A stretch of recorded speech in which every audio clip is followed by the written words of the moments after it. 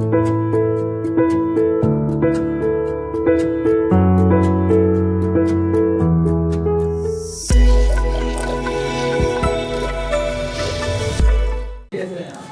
Student, कैसे आप सब? आई होप आप सबको कल की क्लास में बहुत मज़ा आया होगा। तो हम आपके लिए पाई क्लासेस की तरफ से लेकर आए हैं बायोलॉजी का पार्ट सेकंड। मैं शाबान सर। तो कल की क्लास के अंदर हमने एम्ब्रियोलॉजी चैप्टर नंबर 1, 2 और 3 तीनों बड़े चैप्टर्स को कंप्लीट करा। उसके बाद हमने जेनेटिक्स यानी आनुवंशिकी वाली जो इकाई थी, यूनिट थी, उसके चैप्टर नंबर 4 और 5 मेंडल वाला चैप्टर और डीएनए आरएनए वाले चैप्टर को कंप्लीट करा। हमारा जेनेटिक्स की यूनिट का एक चैप्टर जो है विकास इवोल्यूशन, ये रह गया था क्योंकि कल की क्लास थोड़ी लंबी हो गई थी और फिर बड़े चैप्टर्स भी थे तो मैंने क्लास को इनफ कर दिया था वहीं पर ही। ओके, ये जो वीडियो होगी बेटे अपलोड होगी तो आप लोगों के लिए ही रखी गई है। आप ज़्यादा से ज़्यादा इसको देखें एंड अच्छे से टॉपिक को कवर करें। तो आज का हमारा जो चैप्टर है, चैप्टर नंबर 6 विकास, ये हमारी जेनेटिक्स या आनुवंशिकी वाली यूनिट से लिया गया है। सबसे पहले हम बताएंगे विकास या इवोल्यूशन की शुरुआत जो थी, स्टार्टिंग, वो कहाँ से हुई। तो इसके अंदर हम बताएंगे कि डिफरेंट टाइप के साइंटिस्ट थे। उन डिफरेंट टाइप के साइंटिस्ट ने हमें डिफरेंट टाइप की थ्योरीज दी। इन थ्योरीज के अंदर हम देखेंगे सबसे पहले बिग बैंग परिकल्पना, big bang theory. Big bang theory देने वाले जो साइंटिस्ट, उनका नाम था लेमैत्र, गैमोव तथा डिक। इन साइंटिस्ट ने बताया कि धूल का यानी डस्ट का एक बादल था जिसके फटने से कुछ गैसेस जो थी, हाइड्रोजन, हीलियम वगैरह बनी, जिनके कंपोजिशन के बाद अदर गैसेस का संगठन हुआ, केमिकल कंपोजिशन या केमिकल मटेरियल बने। इस तरीके से इस थ्योरी को बताया गया। सेकंड हमारे पास आता है स्पोर सिद्धांत, या अपन इसे स्पॉन्टेनियस थ्योरी भी बोलते हैं। इस थ्योरी को देने वाले साइंटिस्ट है रिश्टर, साइंटिस्ट का नाम है रिश्टर, और इन्होंने बताया कि अदर प्लैनेट से, दूसरे ग्रह से एक स्पोर पदार्थ आया और आने के बाद पृथ्वी के ऊपर जीवन की उत्पत्ति हुई, यानी ओरिजिन ऑफ लाइफ। इसके बाद हम पढ़ते हैं श्वेत जनन सिद्धांत। श्वेत जनन सिद्धांत में ये बताया गया है कि जीवों की उत्पत्ति स्वयं हो जाती है। जैसे आप गीले कपड़े को रख देते हो तो गीले कपड़े में कुछ पदार्थ डाल दिया आपने, जैसे अंकुरित दालें डाल दी या गेहूं के छोटे पीसेस डाल दिए, तो इसके अंदर क्या होता है, चूहे जैसे जीव खुद ही उत्पन्न हुए। या आप बोल सकते हो मीठी चीज़ों पर मक्खियाँ जैसी ड्रोसोफिला मेलानोगास्टर जीव जैसे स्वयं उत्पन्न हुए, जबकि ये थ्योरी गलत साबित हुई। इसको कंप्लीट करने के लिए साइंटिस्ट लुईस पास्चर आए, जिसको हम बोलते हैं लुईस पास्चर का एक्सपेरिमेंट। इन्होंने क्या करा, 2 टेस्ट ट्यूब ली। टेस्ट ट्यूब, उनमें से एक टेस्ट ट्यूब का जो सिरा था उसको उन्होंने गर्म करके एस शेप आकार में दिया और उनमें से नीचे की तरफ यीस्ट यानी कि बैक्टीरिया का सैंपल रखा दोनों फ्लास्क के अंदर। एक को उन्होंने जीवाणु रहित करके एक का सिरा बंद कर दिया, जबकि जो एस वाली ट्यूब थी उसका सिरा खुला रखा। थोड़े दिनों बाद जब उन्होंने उसको ऑब्जर्व करा तो उन्होंने देखा जिसका सिरा खुला था उसके अंदर कुछ जीवों की उत्पत्ति पाई गई, जिससे उन्हें यह मिला कि पुराने जीवों से ही नई जीवों की उत्पत्ति की जाती है। उसके बाद साइंटिस्ट आए, उसके बाद है ओपेरिन में हेल्डेन सिद्धांत। ओपेरिन में हेल्डेन नामक साइंटिस्ट ने हमें यह बताया था कि जो भी इवोल्यूशन यानी कि उद्विकास हुआ है, जीवन की उत्पत्ति हुई है, वो आरएनए में प्रोटीन जैसे जो कार्बनिक सब्सटेंस होते हैं, केमिकल सब्सटेंस या कार्बनिक सब्सटेंस, या हम बोल सकते हैं रासायनिक पदार्थों से हुई है, जैसे आरएनए में प्रोटीन। क्योंकि हम बोलते हैं आरएनए जो है वो प्रथम खोजा गया आनुवंशिक पदार्थ था, तो आरएनए में प्रोटीन के साथ आगे जाके कई अमीनो एसिड का फॉर्मेशन हुआ, प्रोटीन सिंथेसिस प्रोसेस हुआ। तो इसको समझाने वाले साइंटिस्ट थे ओपेरिन में हेल्डेन।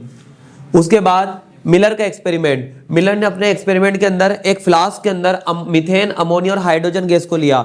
उसके बाद उन्होंने 2 टंगस्टन के इलेक्ट्रोड लगाए, उससे ऊर्जा प्रवाहित कराई। थोड़े दिनों बाद जब उन्होंने देखा तो इसके अंदर अमीनो अम्लों की उत्पत्ति हुई। तो इन्होंने बताया कि जीवन का जो उत्पत्ति है वो अमीनो अम्ल से हुई, क्योंकि अमीनो अम्ल से आगे जाके प्रोटीन का फॉर्मेशन होता है। इस तरीके से जीवन की उत्पत्ति हुई। तो हमारे इस चैप्टर के अंदर सबसे पहले ये कोई थ्योरीज थी, सिद्धांत थे, जिसके अंदर हम ये देखते हैं कि जीवन की उत्पत्ति किस प्रकार से हुई, कौन से साइंटिस्ट ने गलत थ्योरी दी, कौन से साइंटिस्ट ने करेक्ट थ्योरी दी। लास्ट में हमारे पास जो ये मेन थ्योरीज है, जैसे कि लुईस पास्चर एक्सपेरिमेंट, ओपेरिन में हेल्डेन सिद्धांत और मिलर का एक्सपेरिमेंट, इन्हीं करेक्ट माना जाता है। ओके, उसके बाद हमारे पास टॉपिक आता है समजात अंग, समवृद्धि अंग किसे बोलते हैं, homologous organ and analogous organ. तो समजात अंग वो होते हैं जिनकी संरचना तो समान होती है बट कार्य अलग अलग होते हैं, यानी उनका स्ट्रक्चर तो सेम होगा बट उनके फंक्शन डिफरेंट होंगे। जैसे हम बोल सकते हैं घोड़े के अग्रपाद, आगे वाली टांगे, मनुष्य के हाथ और व्हेल मछली के तैरने के लिए जो भी उसके पंख वगैरह होते हैं, फिंस, इन सब की उत्पत्ति समान होती है, बट इन सब का कार्य अलग अलग है। इसी का अपोजिट हम देखते हैं समृद्धि अंग। समृद्धि अंग के अंदर हम देखेंगे जिनकी संरचना तो असमान है, विभिन्न प्रकार के, लेकिन उनकी जो लेकिन उनका जो कार्य है वो बिल्कुल समान है। जैसे जितने भी कीट होते हैं या पंछी होते हैं, उनके अंदर पंखों की संरचना सब में अलग अलग होती है, लेकिन कार्य सबका समान होता है। तो इसे आप बोल दोगे समृद्धि अंग।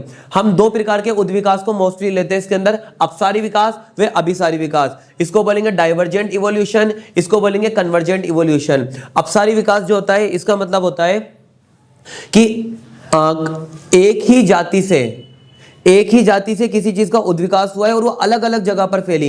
जैसे कीट, तो कीटों के सबके मुखांग एक जैसे होते हैं, लेकिन वो कीट अलग अलग जगहों पर अलग अलग अनुकूलता या अलग अलग जैव विविधता के कारण हमें अलग अलग प्रकार के नजर आते हैं। इसी प्रकार से हम मान सकते हैं पक्षियों की जो उत्पत्ति हुई है वो सबकी अलग अलग हुई है, लेकिन जो उनके पर या उनके जो पर होते हैं सब में प्रेजेंट होते हैं उड़ने के लिए। तो इस प्रकार के विकास को आप बोलोगे अपसारी विकास, जिसकी उत्पत्ति एक ही जनक से हुई है। अभिसारी विकास इसका अपोजिट होता है, यानी कि सबकी उत्पत्ति अलग अलग जनक से हुई है, लेकिन वो एक जगह पर आकर मिलते हैं। जैसे जलीय जीव, सब जलीय जीव अलग अलग होते हैं, सबके जनक अलग अलग है, लेकिन वो सब किसके अंदर रहते हैं? जलीय इकोसिस्टम में, पारितंत्र में। तो इसको बोल देंगे हम अभिसारी विकास। हमारा एक इंपॉर्टेंट टॉपिक है घोड़े का उद्विकास। इसके अंदर हम पढ़ेंगे कि घोड़ा जो था उसके पहले 5 उंगलियों वाले पाद हुआ करते थे, यानी उसके पैर होते थे। उसके बाद वो लंबी टांगों में या खुर के अंदर कैसे कंप्लीट हुए, तो हम बताएंगे। इसके स्टेज के अंदर 4 स्टेप आते हैं। सबसे पहले ईओहिप्पस, उसके बाद मीजोहिप्पस, उसके बाद मेरिचिप्पस, उसके बाद पिलियोहिप्पस और इक्वस। जो ईओहिप्पस होते थे, उस घोड़े के पैर के अंदर गद्देदार पैर होते थे और 4 अंगुली होती थी।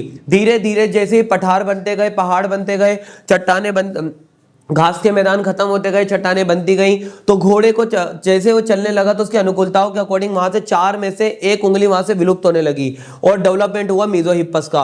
मीजोहिप्पस की बीच वाली उंगली थोड़ी बड़ी होने लगी, साइड वाली उंगलियां थोड़ी छोटी होने लगी, और इसे हमने डेवलपमेंट बोला मेरिचिप्पस का। लास्ट में इनमें से साइड वाली जो 2 अंगुलियां थी उनका लुप्त होने स्टार्ट हुआ, और बीच वाली 1 उंगली का लंबाई लगातार बढ़ती गई, उससे डेवलप हुआ पिलियोहिप्पस। एंड लास्ट में जो हम घोड़े की आज जाति देखते हैं उसका उद्विकास हुआ है बेटा इक्वस से। इसी प्रकार से जिस तरीके से हम घोड़े का उद्विकास देखते हैं, हमारे पास एक और टॉपिक आता है मानव का उद्विकास। मानव के उद्विकास के अंदर हम देखेंगे, मानव के उद्विकास के अंदर मानव का साइंटिफिक नेम होता है होमो सेपियंस, ह्यूमन जिसे अपन बोलते हैं। इसके उद्विकास के अंदर 7 जनरेशन आती है। Dryopithecus, Ramapithecus, Australopithecine, Homo habilis, Homo erectus, Neanderthal and Homo sapiens.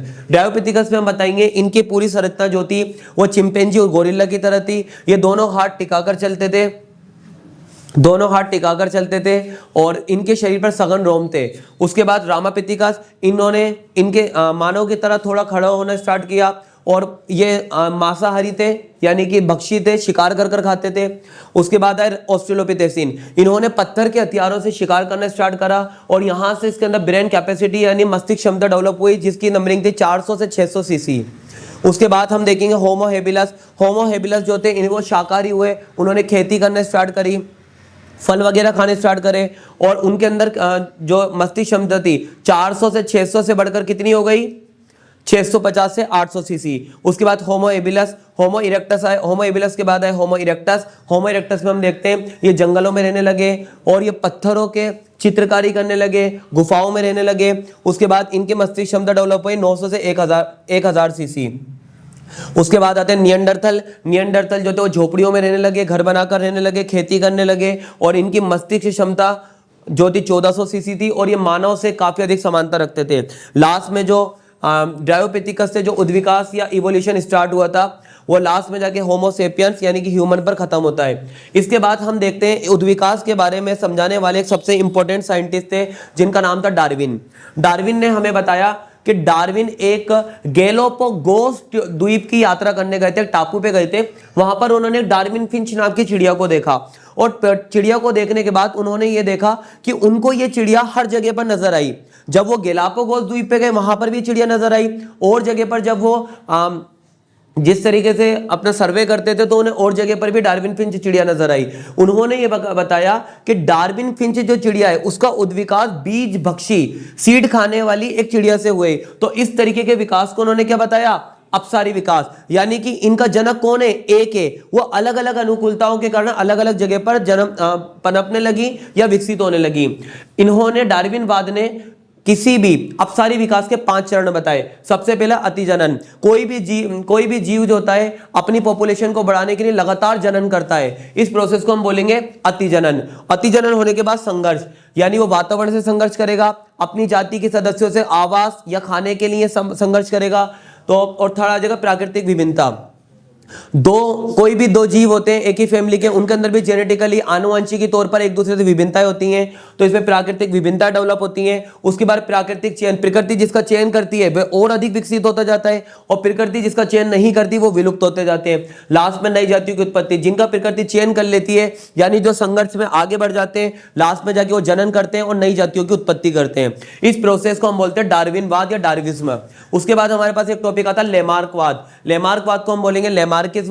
और लेमार्क ने बताया कि प्राकृतिक चयन, यानी प्रकृति जिसका चयन करती है वो और अधिक विकसित होते जाते हैं, और जिसका चयन नहीं करती वो विलुप्त होते जाते हैं। जैसे रेप्टिलिया के अंदर अपेंडेज होते थे, उपांग, अब जैसे जैसे रेप्टिलिया के अंदर इसकी जो उपयोग थे वो कम होने लगे, तो रेप्टिलिया के अनुकूलताओं के कारण उसके वो उपांग जो थे वो विलुप्त होने लगे। तो आज हमें रेप्टिलिया के जैसे सांप वगैरह के पैर नजर नहीं आते, उपांग, तो इसको हम लेमार्कवाद के अंदर पढ़ेंगे। इसी तरीके से जिराफ की गर्दन, हम देखते हैं कि जिराफ पहले घास के मैदान हुआ करते थे, तो जिराफ की गर्दन की लंबाई एक बड़े घोड़े के समान हुआ करती थी, जिसे हम इक्वस से समानता काफी मिला सकते हैं। तो जिराफ जो थी अपनी गर्दन को नीचे झुकाकर इजीली घास को खा लेती थी। जैसे जैसे घास के मैदान खत्म होते गए, पठार बनते गए, चट्टानें बनती गई, पहाड़ बनते गए, तो जिराफ ने ऊपर वृक्ष की टहनियों से अपने दोनों अग्रपादों को और गर्दन की मसल्स को, पेशियों को खींचकर अपनी गर्दन को उठाकर पत्तियों को खाना स्टार्ट करा।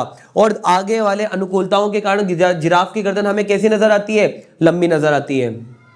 लास्ट हमारे चैप्टर का टॉपिक होता है हार्डी वेनबर्ग। हार्डी वेनबर्ग के बारे में पहले मैं आपको बता दूं, ये एक मैथमेटिशियन थे, गणितज्ञ थे। तो इन्होंने बताया कि कोई भी जोड़ा कैरेक्टर जो होता है मेंडल के अकॉर्डिंग, वो जोड़े के अंदर एक डोमिनेंस होता है, एक रिसेसिव होता है, एक प्रभावी लक्षण होता है, एक अप्रभावी लक्षण होता है। इसे इन्होंने अपने mathematical formula P and Q के इक्वेशन में माना, और गणितज्ञ थे तो मैथ का फॉर्मूला P² + 2PQ + Q² के थ्रू इन्होंने इसको समानता दी।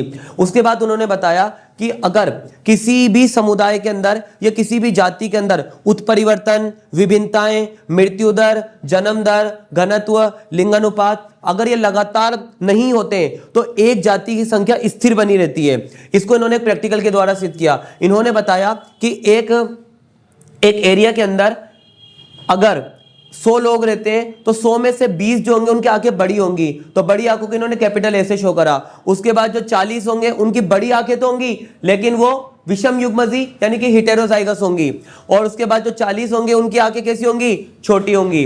तो इन्होंने इस तरीके से बताया कि कैपिटल ए यानी कि समयुग्मजी, बड़ी आंखों वाले लोग, बड़ी आंखों वाले व्यक्ति, होमोजाइगस, क्वांटिटी कितनी हो गई 20। कैपिटल ए स्मॉल ए विषम युग्मजी, हेटेरोजाइगस, बिग आइज यानी बड़ी आंखों वाले व्यक्ति, तो उनकी नंबरिंग कितनी बताई 40। और समयुग्मजी स्मॉल ए होमोजाइगस, स्मॉल आइज छोटी आंखों वाले व्यक्ति, इनकी संख्या कितनी बताई गई 40। तो टोटल इन सबका नंबरिंग तो कितना हो गया 100। और एक कोई भी लक्षण के अंदर जो जीन्स होते हैं, कारक होते हैं, वो जोड़े के अंदर प्रेजेंट होते हैं, जिन्हें मेंडल ने अपने एक्सपेरिमेंट में एलील्स कहा। तो मैं इनका जोड़े के अकॉर्डिंग इनको डबल कर दूंगा, तो 20 के कितने हो गए 40, 40 के कितने हो गए 80, यहां पर भी 40 के कितने हो गए 80, टोटल 100 था, 100 का कितना हो गया 200। अब मेंडल ने अपने हार्डी वेनबर्ग ने बताया कि अगर वो कैपिटल ए की जीन की कैलकुलेशन करते हैं तो यहां पर दोनों कैपिटल ए तो पूरे 40 के 40 जीन आ गए। यहां पर कैपिटल ए स्मॉल ए तो आधे 40 तो कैपिटल ए के होंगे और 40 स्मॉल ए के होंगे, तो कैपिटल ए के मैंने 40 ले लिए, यहां पर 40 और 40 कितने हो गए 80। अब अगर स्मॉल ए की कैलकुलेशन करेंगे तो यहां तो कैपिटल ए, यहां पर स्मॉल ए है ही नहीं, तो यहां पर 0 नंबरिंग आ जाएगी। यहां पर 40 कैपिटल ए के थे, 40 स्मॉल ए के, तो स्मॉल ए के मैंने 40 ले लिए, और यहां पर स्मॉल ए के टोटल कितने 80, टोटल कितना हो गया 120। जब 200 में से मैं इसकी परसेंटेज निकालूंगा तो इसका तो 40% रेशियो आता है और इसका कितना आता है 60%। हार्डी वेनबर्ग ने मेंडल के चेकर बोर्ड मेथड का यूज करते हुए इसे एक संकर क्रॉस के द्वारा भी समझाया। आंसर था कैपिटल ए 0.4, स्मॉल ए 0.6। इसी तरीके से इधर डिनोट करा, कैपिटल ए को कैपिटल ए से क्रॉस करवाएंगे, कैपिटल ए और 4 को 4 से मल्टीप्लाई करा, क्या आंसर आ गया 16। इसी तरीके से कैपिटल ए को स्मॉल ए से क्रॉस करवाएंगे तो कैपिटल ए स्मॉल ए, 4 को 6 से मल्टीप्लाई करेंगे 24। यहाँ पर कैपिटल ए को स्मॉल ए से क्रॉस करवाएंगे तो 6 4 जा 24 और लास्ट में स्मॉल ए को क्रॉस करवाए तो 6 6 जा 36। तो इन्होंने ये बताया कि अगर लगातार उन्हें वो अभी तक तो इन्होंने अपने ऊपर वाले एक्सपेरिमेंट में तो ये बताया था कि जहां पर म्यूटेशन यानी कि उत्परिवर्तन, विभिन्नताएं, जन्म दर, मृत्यु दर स्थिर रहती हैं तो संख्या भी निर्धारित रहेगी, जनसंख्या घनत्व भी निर्धारित उनका स्थिर रहेगा। लेकिन अगर उन सबको ये सारी अनुकूलताएं दे दी जाती हैं, स्वतंत्र जनन का अनुकूलन मिल जाता है या उनको सभी अनुकूलताएं प्रोवाइड करवा दी जाती हैं तो उनके अंदर लगातार संख्या के अंदर वृद्धि होती रहेगी। तो आपको ये चैप्टर नंबर 6 था, आई होप आप सबको समझ आया। Now we started chapter number 7। अब हमारी जेनेटिक्स यानी आनुवंशिकी वाली यूनिट जो है वो हमने खत्म कर ली है। अब हम स्टार्ट करते हैं बच्चों चैप्टर नंबर 7। चैप्टर नंबर 7 के अंदर आप लोगों को पता है हम डिजीज, सबसे पहले हम डिजीज वाले टॉपिक्स को इंक्लूड करेंगे। इस चैप्टर के अंदर क्या क्या टॉपिक है ये आप लोग अच्छे से देख लें। चैप्टर नंबर 7 है हमारा मानव स्वास्थ्य। मानव स्वास्थ्य, जिनके पास इस चैप्टर के नोट्स नहीं है तो मेरी आप सबसे रिक्वेस्ट है कि आप उससे नोट डाउन करें। मानव स्वास्थ्य तथा रोग डिजीज, आप इस चैप्टर के अंदर ये पढ़ोगे कि मानव स्वास्थ्य और रोग क्या होता है। तो सबसे पहले हम बताएंगे बेटा कि हमारा जो ब्लड सर्कुलेशन होता है, रक्त परिसंचरण, हमारा जो रक्त परिसंचरण होता है, रक्त परिसंचरण को डिस्कवर्ड करने वाले या बताने वाले साइंटिस्ट थे, उनका नाम था विलियम हार्वे। बोलो बच्चों एक साथ, विलियम हार्वे। William Harvey. इसके बाद हम बताएंगे WHO क्या होता है। तो बेटा WHO साइंस के थ्रू, मेडिकल साइंस के थ्रू बनाई गई एक संगठन है जिसकी फुल फॉर्म होती है वर्ल्ड हेल्थ ऑर्गेनाइजेशन।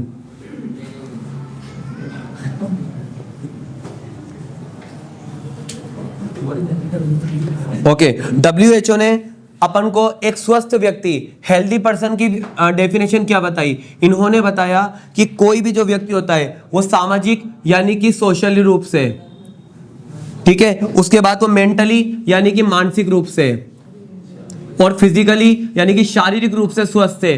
तो शारीरिक रूप से बिल्कुल परफेक्ट है तो उसे ही आप WHO के अकॉर्डिंग एक स्वस्थ व्यक्ति की कैटेगरी में लेते हो।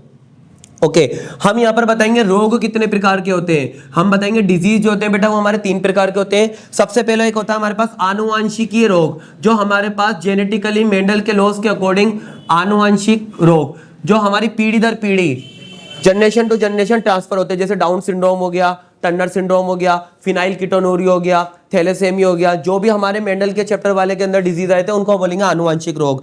इसके बाद सेकंड होता है संक्रमण, जैसे वायरस का संक्रमण हमारी बॉडी में हो गया, बैक्टीरिया का संक्रमण हो गया, माइकोप्लाज्मा को हो गया, निमेटोड को हो गया, प्रोटोजोन को हो गया, इस तरीके से हम इनको बोल देंगे संक्रमण। संक्रमण के बाद तीसरा हमारे पास होता है बेटा लाइफ स्टाइल यानी कि जीवन काल। हमारे जीवन काल के अकॉर्डिंग हमारी बॉडी के अंदर टूट फूट होती है, हम हमारे अर्ली स्टेजेस भी आती हैं जो कि हम लास्ट स्टेज तक भी मूवमेंट करते हैं।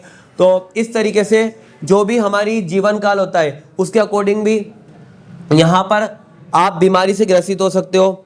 ओके, इसके अंदर हम सबसे पहले सामान्य रोग कौन कौन से हो सकते हैं उनके बारे में एक चीज देखेंगे। मेरी आप सबसे रिक्वेस्ट है कि आप सब कॉपी और पेन जरूर लेकर बैठे, क्योंकि चैप्टर आपके हाफ ईयरली और बोर्ड के रिगार्डिंग काफी इंपॉर्टेंट है और अपने जोश लेवल को बनाए रखें, आप अच्छे से अच्छे टॉपिक कंप्लीट करें। सबसे पहला आपका टॉपिक है typhoid.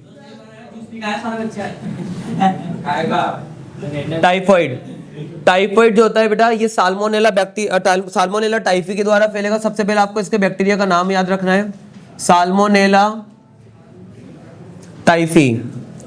Salmonella typhi, salmonella typhi के साथ साथ आपको इसकी एक और चीज याद रखनी है, विडोल टेस्ट, यानी इसका टेस्ट जो होता है उसका नाम है विडोल टेस्ट। और हम बताएंगे साल्मोनेला टाइफी के अंदर जो हमारी इंटेस्टाइन होती है, स्टमक होता है, उसके अंदर स्वेलिंग आ जाती है, सूजन हो जाता है, इन्फेक्शन का पानी हो जाता है और इस तरीके से कुछ बेसिक सिम्टम्स नजर आते हैं। टाइफाइड के बाद हमारा सेकंड होता है बेटा न्यूमोनिया। पहला टॉपिक था हमारा टाइफाइड, उसके बाद हम पढ़ेंगे न्यूमोनिया। न्यूमोनिया जो होता है बेटा स्ट्रेप्टोकोकस न्यूमोनी बैक्टीरिया के द्वारा होता है। स्ट्रेप्टोकोकस न्यूमोनी जो बैक्टीरिया है इसके द्वारा होता है। इसके अंदर हमारे जो लंग्स होते हैं इसके अंदर जो लंग्स होंगे या हमारा जो रेस्पिरेटरी सिस्टम होता है उसके अंदर बेटा इन्फेक्शन का पानी भर जाता है, जिसकी वजह से आपको सांस लेने में या फिर आपको हम बोल सकते हैं कि रेस्पिरेटरी ट्रैक्ट के अंदर जलन वगैरह ऐसी समस्याओं का सामना करना पड़ता है। तीसरा हमारे पास मेन टॉपिक आता है, इसके बाद निमोनिया के बाद आता है कॉमन कोल्ड, यानी कि सामान्य जुकाम। सामान्य जुकाम जैसे कि छींक, खांसी या सर्दी लगना, इसका जो मेन रीजन है वो होता है आपका राइनो वायरस। कौन सा वायरस होता है बेटा? Rhino virus. अभी तक हमने जो ऊपर दोनों डिजीज देखे, एक देखा टाइफाइड और एक देखा न्यूमोनिया। तो टाइफाइड जो होगा वो हमारे बैक्टीरिया के द्वारा होगा और जो न्यूमोनिया होगा वो भी हमारे बैक्टीरिया के थ्रू होता। अभी तक हमारा पहले से रोग आया जिसके अंदर हमने वायरस को यूज करा है। कौन से वायरस से होगा सामान्य जुकाम? राइनो वायरस से। इसके बाद हमारा फोर्थ टॉपिक है बेटा यहाँ पर डिजीज अमीबोइसिस। अमीबोइसिस, अमीबोइसिस के अंदर हम बताएंगे इसको डेवलप करने वाला प्रोटोजोन है अमीबा, एंट अमीबा हिस्टोलाइटिका। एंट अमीबा हिस्टोलाइटिका, एंट अमीबा हिस्टोलाइटिका। इसके अंदर ये दूषित पानी पीने से या दूषित भोजन खाने से हो सकता है और इसके अंदर विभिन्न प्रकार के सिम्टम्स नजर आते हैं हमें। नॉर्मली ये अपन के गैस्ट्रोलॉजी यानी कि पाचन तंत्र से रिलेटेड बीमारी होती है। अमीबोइसिस के बाद आप पढ़ोगे बेटा एस्केरियासिस। ये भी अमीबोइसिस की तरह गैस्ट्रो यानी पाचन तंत्र से जुड़ी होती है। एस्केरियासिस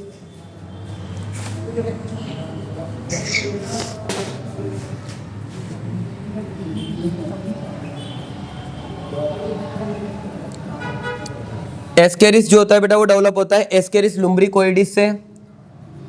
एस्केरिस, नाम नोट करें आप लोग, एस्केरिस लुम्ब्रिकोइडिस, एस्केरिस लुम्ब्रिकोइडिस। ओके, इसके बाद एक होता है बेटा हमारा हाथी पांव रोग, जिसे अपन बोलते हैं फिलेरिज्म। इसके अंदर व्यक्ति के जो हाथ होते हैं या पांव होते हैं वो एकदम स्वेलिंग के कारण, मसल्स ग्रोथ के कारण फूल जाते हैं और इसके अंदर जो व्यक्ति होता है उसके जननांगों पर भी इफेक्ट पड़ता है। और ये हमारा होता है बुचेरिया ब्रेकोफटाई से। इसके रोग जनक का नाम याद रखिए आप, बुचेरिया ब्रेकोफटाई। ओके, ये हमारे कुछ सामान्य जो हमने रोग पढ़े, जिसके अंदर सबसे पहला हमने पढ़ा टाइफाइड, उसके बाद न्यूमोनिया, न्यूमोनिया के बाद सामान्य जुकाम, अमीबोइसिस, एस्केरियासिस, हाथी पांव रोग। टाइफाइड हमारे इंटेस्टाइन स्टमक से रिलेटेड होगा, न्यूमोनिया हमारे रेस्पिरेटरी सिस्टम से रिलेटेड है, सामान्य जुकाम हमारे रेस्पिरेटरी सिस्टम से रिलेटेड है, श्वसन तंत्र से। अमीबोइसिस, एस्केरियासिस दोनों हमारे पाचन तंत्र से रिलेटेड है और हाथी पांव रोग हमारे शरीर के अंदर जो भी हाथ या पैर जो उपांग होते हैं, अपेंडेज होते हैं, उनसे रिलेटेड है। इसके अंदर स्वेलिंग आ जाती है, मसल्स की यानी पेशियों की अनलिमिटेड अनियंत्रित वृद्धि होती है, जिसकी वजह से हाथ या पैर हाथ या पैर की तरह सूज जाते हैं और इससे जननांगों पर भी काफी इफेक्ट पड़ता है। नाउ मैं आप सबके सामने अब स्टार्ट करूंगा बेटा, हमारा इंपॉर्टेंट टॉपिक है मलेरिया। मलेरिया के ऊपर आपका शॉर्ट नोट आता है, इसलिए मैंने इसे अलग से टॉपिक के अंदर इंक्लूड करा है। मलेरिया के अंदर आपको सबसे पहले याद रखनी है, मलेरिया जो रोग है इसका रोग जनक का नाम है प्लाज्मोडियम वाइवेक्स। वैसे आपके सिलेबस में है या नहीं मुझे लगता नहीं होगा, मैं आपको नॉलेज के लिए बता दूं कि मानव के लिए सबसे घातक जो मलेरिया रोग है वो प्लाज्मोडियम फेल्सीपुरम नामक जाति से होता है। एक नंबर में कभी पूछा गया था ये प्लाज्मोडियम फेल्सीपुरम। और मलेरिया का जो वाहक है वो मादा एनोफिलीज मच्छर है, मादा एनोफिलीज मच्छर। इस मच्छर की लार के अंदर, इस मच्छर की शरीर के अंदर ये प्लाज्मोडियम वाइवेक्स प्रेजेंट होता है। और इसका संचरण किस तरीके से होता है तो हम देखते हैं। सबसे पहले संक्रमण, जैसे ही मादा एनोफिलीज मच्छर जो होती है वो एक स्वस्थ मनुष्य को काटती है तो काटने के बाद उसकी लार में उपस्थित स्पोरोजोइट, क्या बेटा? स्पोरोजोइट स्वस्थ व्यक्ति के रक्त के अंदर मुक्त हो जाते हैं। स्पोरोजोइट का मानव के शरीर के अंदर प्रवेश करना, इस प्रोसेस को आप बोलोगे निवेशन। क्या बोलोगे बच्चों? निवेशन। प्रोसेस क्या कहलाएगा? निवेशन। इसके बाद देखिए आप लोग, स्पोरोजोइट का जो साइज होता है 6 एंगस्ट्रॉन से 15 एंगस्ट्रॉन 15 एंगस्ट्रॉन होता है। और इसके बाद हम बताएंगे इसका शेप जो होता है वो हाशियाकार यानी सिकल शेप्ड होता है, हाशियाकार इसका आकार होता है। और इसके चारों ओर पेलिकल का एक आवरण होता है जो इसे बॉडी के अंदर गलने और खराब होने से बचाती है। उसके बाद ये जो होती है कंपन गति के कारण भी बोल सकते हैं हम, या रिंगलिंग गति के कारण आगे की तरफ बढ़ता है। उसके बाद इसके आगे की तरफ एक छोटा छिद्र होता है जिसे हम बोलते हैं माइकोपाइल, माइकोपाइल नामक छिद्र होता है। और माइक्रोपाइल, इसके ऊपर जो कैप लगी रहती है उसको आप बोलोगे एपिकल कैप, एपिकल कैप, जिससे ये शरीर के आंतरिक अंगों को छेद करके उनमें घुसने का काम करता है, एपिकल कैप। एपिकल कैप के बाद हम बताएंगे जब ये लीवर के अंदर एंटर कर जाता है तो लीवर के अंदर यानी यकृत के अंदर एंटर करेगा, और यकृत में एंटर करने के बाद वहां पर अपना भोजन प्राप्त करेगा। सारी अनुकूलताओं को प्राप्त करने के बाद अब स्पोरोजोइड से बनेगा शाइजोन्ट। क्या बनेगा बेटा? शाइजोन्ट। अब इसे शाइजोन्ट अवस्था बोलेंगे अपन, शाइजोन्ट बनेगा। शाइजोन्ट के बाद हम बताएंगे शाइजोन्ट के अंदर विभाजन होगा जिससे हम बोलेंगे क्रिप्टोमीरोजोइट,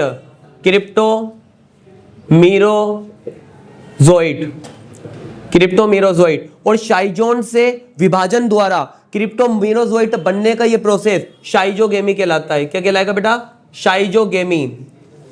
आप सबके समझ आ रहा है टॉपिक? शाइजोगेमी आ गया हमारे पास। शाइजोगेमी के बाद हम बताएंगे शाइजोगेमी जो होता है इसके अंदर डिवीजन होगा। पहले हम देखेंगे शाइजोगेमी यहां से निकलकर रक्त पात्रों के अंदर मुक्त हो जाता है, रक्त पात्र यानी कि ब्लड चेम्बर्स के अंदर मुक्त कर दिया जाता है। उसके बाद रक्त पात्रों में जाने के बाद ये हमारी आरबीसी तक पहुंचता है। आरबीसी के अंदर ये हीमोग्लोबिन का भक्षण करेगा। हीमोग्लोबिन का भक्षण करने के बाद अब इन्हें हम बोलेंगे ट्रोफोजोइट। क्या बोलेंगे बच्चों? ट्रोफोजोइट। और जैसे ही ट्रोफोजोइट बनेगा आगे जाके ट्रोफोजोइट जो है वो विभाजित होता है, जिसमें इसका जो ग्लोबिन प्रोटीन है वो मुक्त किया जाएगा और साथ में फेरस यानी कि आयरन मुक्त होंगे। जैसे ही ट्रोफोजोइट फटता है तो फेरस मुक्त होते हैं तेजी के साथ, और यही के कारण है कि हमें मलेरिया के अंदर तेज सर्दी के साथ बुखार होता है या हमारा बदन वाइब्रेट करता है, कंपन करता है, वो फेरस के मुक्त होने से होता है जब ये ट्राइफोजोइट फटता है। ओके, ग्लोबिन प्लस फेरस हो गया, आयरन। इसके बाद हम बोलेंगे बेटा यहां से ट्रोफोजोइट इसके ट्रोफोजोइट का जो फटने का प्रोसेस होता है या मुक्त होने का प्रोसेस, इसको आप बोलोगे इंक्यूबेशन। क्या बोलोगे बच्चों? इंक्यूबेशन। इंक्यूबेशन के बाद हमारे पास टॉपिक आता है जैसे ही मादा एनोफिलीज मच्छर के कांटेक्ट में आएगा ये, तो उसकी आहार नाल में जाता है। आहार नाल में जाके वहां पर ये सेक्स करता है। सेक्स करने से इसका जनन होता है, और जनन की प्रथम अवस्था वहां पर क्या डेवलप हो जाती है? स्पोरोजोइड, जिससे इसका संक्रमण होता है। तो मलेरिया के आपको क्या क्या पढ़ना है? मलेरिया का आपको रोकथाम भी पढ़ना है, मलेरिया का संक्रमण कैसे होता है आपको ये टॉपिक्स भी पढ़ने हैं। इसके बाद हमारा एक इंपॉर्टेंट टॉपिक स्टार्ट होता है जिसका नाम है एड्स। क्या टॉपिक है बच्चों? एड्स। एड्स में हम बताएंगे फर्स्ट ऑफ ऑल एड्स की full form acquired immuno deficiency syndrome. और एड्स जो होता है बेटा हमारा वो HIV वायरस से होता है। कौन से वायरस से होता है? HIV virus. इसको बोलेंगे human immuno deficiency virus. HIV के अंदर क्या होता है बेटा? ह्यूमन के जो इम्यून सिस्टम है उसकी जो टी लिम्फोसाइट होती है, याद रखना आप लोग, कौन सी लिम्फोसाइट? T lymphocyte. इस टी लिम्फोसाइट्स के ऊपर हमारा जो HIV है वो इफेक्ट करता है। ठीक है, अब हमें यहाँ पर इस टॉपिक के अंदर हमने ये तो बता दिया कि टी लिम्फोसाइट पे इफेक्ट करेगा, हमें HIV स्ट्रक्चर का थोड़ा बहुत स्ट्रक्चर भी एक्सप्लेन करना है। तो यहां पर हम बताएंगे इसके स्ट्रक्चर के अंदर फॉस्फोलिपिड की बनी 2 लेयर्स होती हैं जो उसके बाहरी प्रोटेक्शन का काम करेंगी, फॉस्फोलिपिड की। और इसके ऊपर ग्लाइकोप्रोटीन 120 और ग्लाइकोप्रोटीन 41 प्रेजेंट होते हैं इसके लिपिड के ऊपर। ओके, तो टी लिम्फोसाइट पर ही इफेक्ट करेगा। इफेक्ट करने के बाद इस पे फॉस्फोलिपिड की इसके हम स्ट्रक्चर में बात करें HIV का स्ट्रक्चर, तो स्ट्रक्चर के अंदर हम देखेंगे फॉस्फोलिपिड की बाहर की तरफ लेयर होती है। इस लेयर के अंदर ग्लाइकोप्रोटीन 120 में ग्लाइकोप्रोटीन 41 प्रेजेंट होते हैं। आगे देखो, इसके अंदर बेटा RNA प्रेजेंट होता है जो कि सिंगल स्ट्रैंडेड होता है, और RNA जो कवर होता है वो फॉस्फेट 24 के कवर से और P17 के कवर से आवृत रहता है। अगर हम बात करेंगे एचआईवी वायरस की स्ट्रक्चर की, तो वायरस की स्ट्रक्चर में जो सबसे बाहर वाला कवर है उसको हम बोलेंगे फोस्फोलिपिड। और फोस्फोलिपिड पे कौन से ग्लाइकोप्रोटीन प्रेजेंट होते हैं? 120 और 41। और अब फोस्फोलिपिड के अंदर इसका मेन मुख्य पार्ट बना हुआ है। मुख्य पार्ट के अंदर क्या प्रेजेंट है? आरएनए। आरएनए जो है वो किससे कवर है बेटा? P24 और P17 फॉस्फोरस से। आगे हम टॉपिक देखते हैं बेटा इसके अंदर। तो वायरस के स्ट्रक्चर समझ आ गया। वायरस के स्ट्रक्चर के बाद हम इसके अंदर बेटा देखेंगे इसके सिम्टम्स, यानी कि आपको लक्षण जरूर पढ़ने एड्स के। लक्षण के बाद आप इसका डायग्नोसिस, यानी कि आप इसके अंदर डायग्नोसिस के अंदर ये देखोगे कि इसका टेस्ट कौन कौन सा होता है। एलिजा टेस्ट याद रखना। कौन सा टेस्ट बेटा? Elijah test. और सलाइवा यानी कि लार का टेस्ट भी किया जाता है। उसके बाद किन चीज़ों से नहीं फैलता और किन चीज़ों से फैलता है, आपको वो चीज़ें पढ़नी है। तो आपकी नॉलेज की नहीं बता दूं, एचआईवी के फैलने के अंदर 4 रीज़न है। सबसे पहला, अगर कोई प्रेग्नेंट लेडी है तो प्लेसेंटा के थ्रू बच्चे के अंदर ट्रांसफर होता ही है। दूसरा, अगर आप ड्रग्स लेते हो तो सीरीज एक व्यक्ति से दूसरी व्यक्ति में लगाई जाती है, उससे भी ट्रांसफर हो सकता है। तीसरा, आप अनप्रोटेक्टिव यानी कि अनहेल्दी किसी के साथ भी सेक्स कर लेते हो, यौन संबंध बना लेते हो विदाउट प्रोटेक्शन, तो उसके साथ भी, स्पर्म के साथ या ओवम के साथ ये फैलता है। साथ में हम फोर्थ ऑप्शन देखते हैं कि जैसे नीडल का यूज़ हो गया, या फिर आप ब्लड डोनेट कर रहे हो किसी को, उसके थ्रू भी ये सिम्टम्स होता है। ये साथ में खाना खाने से, कपड़े यूज़ करने से, बर्तन यूज़ करने से, या साथ और ऐसी चीज़ों से ये नहीं फैलता। ओके, तो ये हमारा एड्स वाला टॉपिक था, ये हमने कंप्लीट करा। एड्स के बाद हमारा इंपॉर्टेंट टॉपिक एक बार मैं रिवाइज करा देता हूं आपको दोबारा। विलियम हार्वे नाम एक साइंटिस्ट ने रक्त परिसंचरण की खोज करी। WHO वर्ल्ड हेल्थ ऑर्गेनाइजेशन, इन्होंने हमें जो भी स्वस्थ व्यक्ति है उसकी डेफिनेशन बताई। फिर हमने रोग दे के, रोग में हमने मलेरिया और एड्स को ज्यादा इंपॉर्टेंस दी। अब हमारा टॉपिक है बेटा कैंसर।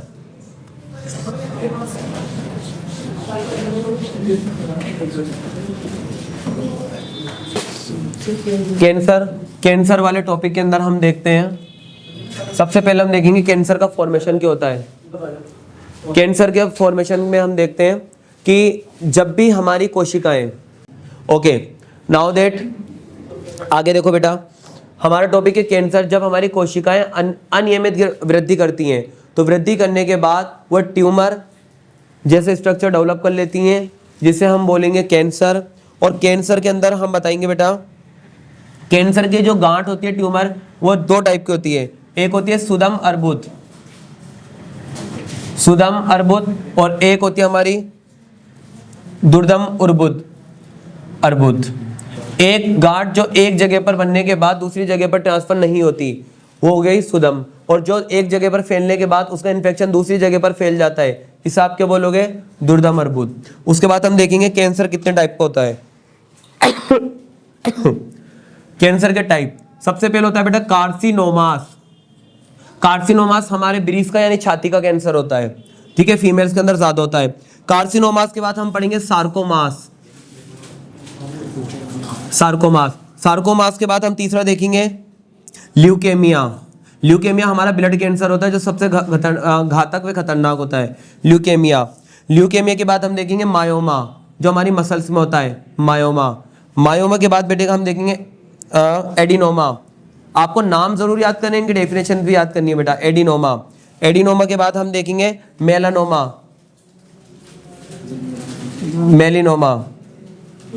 मेलिनोमा के बाद हम देखते हैं लिम्फोमा।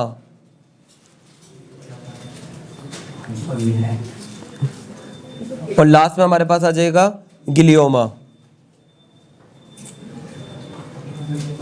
ओके, तो हमारा जो सबसे पहला कार्सिनोमास होता है, ब्रीस्ट कैंसर होता है, छाती का कैंसर। सार्कोमास जो होता है, हमारी लसिका द्रव्यों के अंदर या लसिका ग्रंथियों के अंदर प्रेजेंट होता है। ल्यूकेमिया ब्लड कैंसर होता है। मायोमा मसल्स के अंदर होता है। एडिनोमा शरीर के जितने भी लिक्विड होते हैं उनके अंदर प्रेजेंट हो सकता है।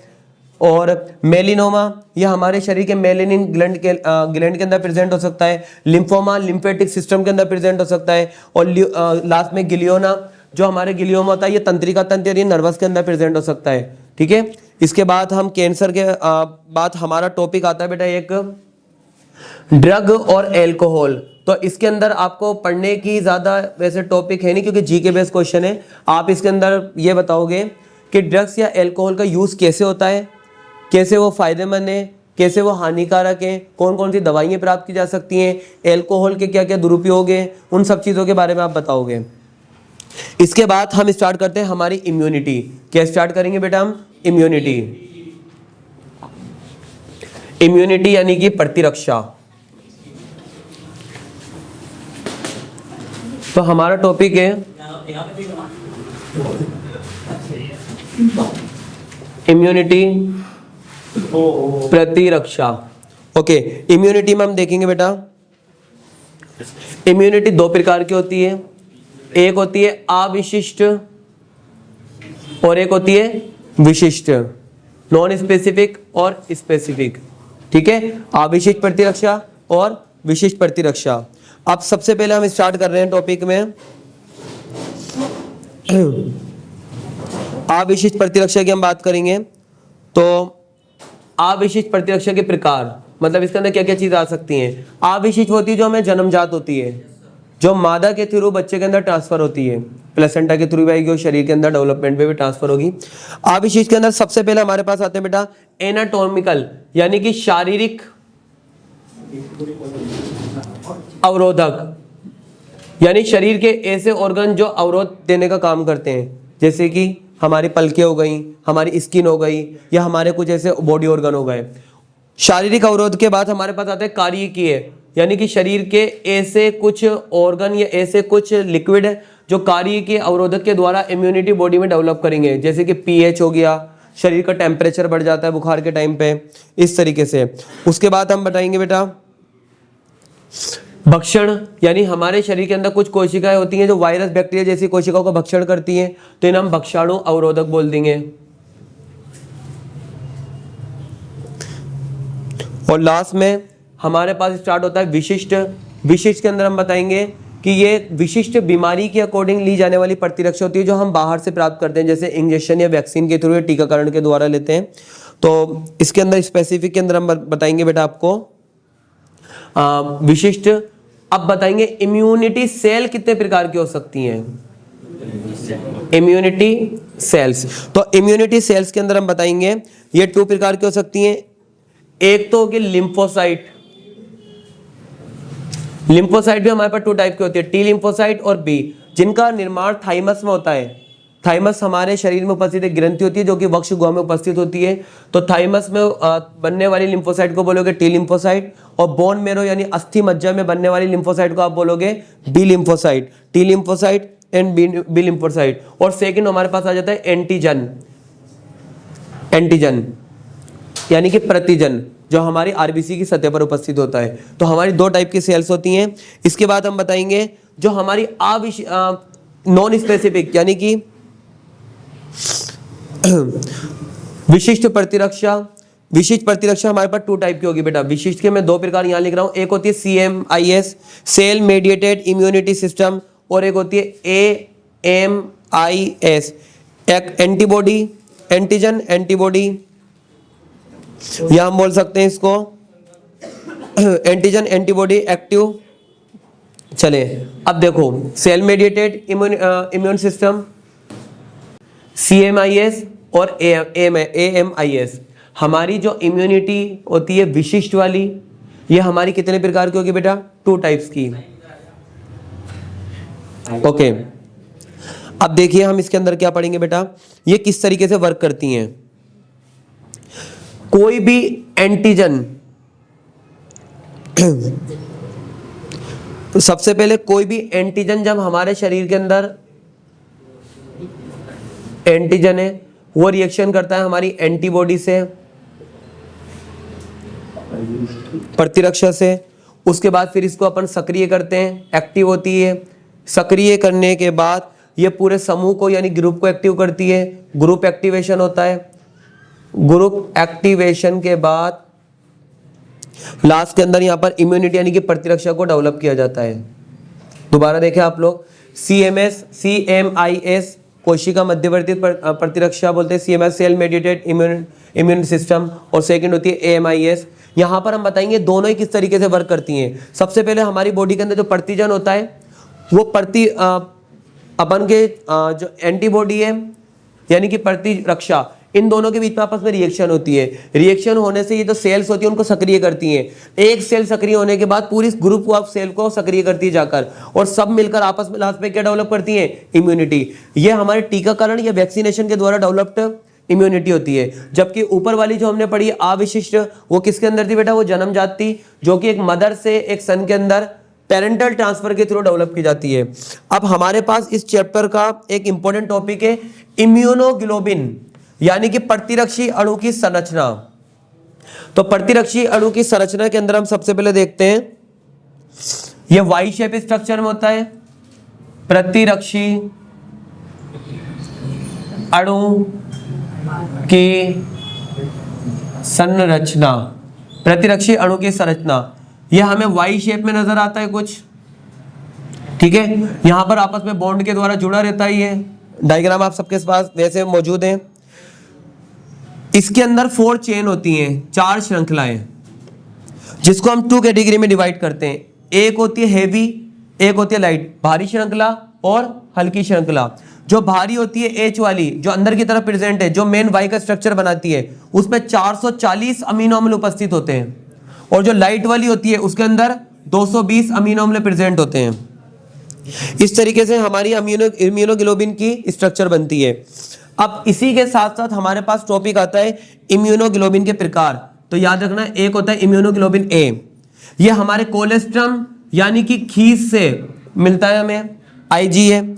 उसके बाद एक आता है बेटा आईजीडी, इम्यूनोग्लोबिन डी, यह हमें लिम्फ सेल यानी कि लिम्फ कोशिकाओं द्वारा प्रोवाइड किया जाता है। आईजीडी के बाद एक होता है आईजीई, आईजीई जो होता है हमें वो बेसोफिल कोशिकाएं प्रोवाइड करवाएंगी, बेसोफिल कोशिकाएं। और उसके बाद आईजीजी, आईजीजी हमें प्लेसेंटा के थ्रू ट्रांसफर होता है मादा से बच्चे के अंदर।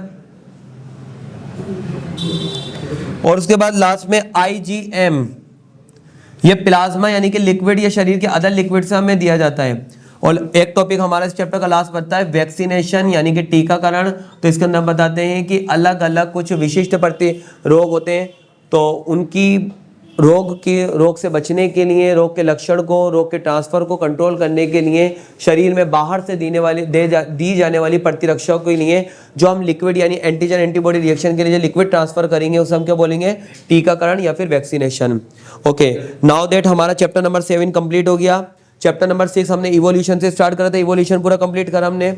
उसके बाद हमने चैप्टर नंबर 7 पूरा कंप्लीट करा। अब हम स्टार्ट करें चैप्टर नंबर 8 मानव सूक्ष्म जीव।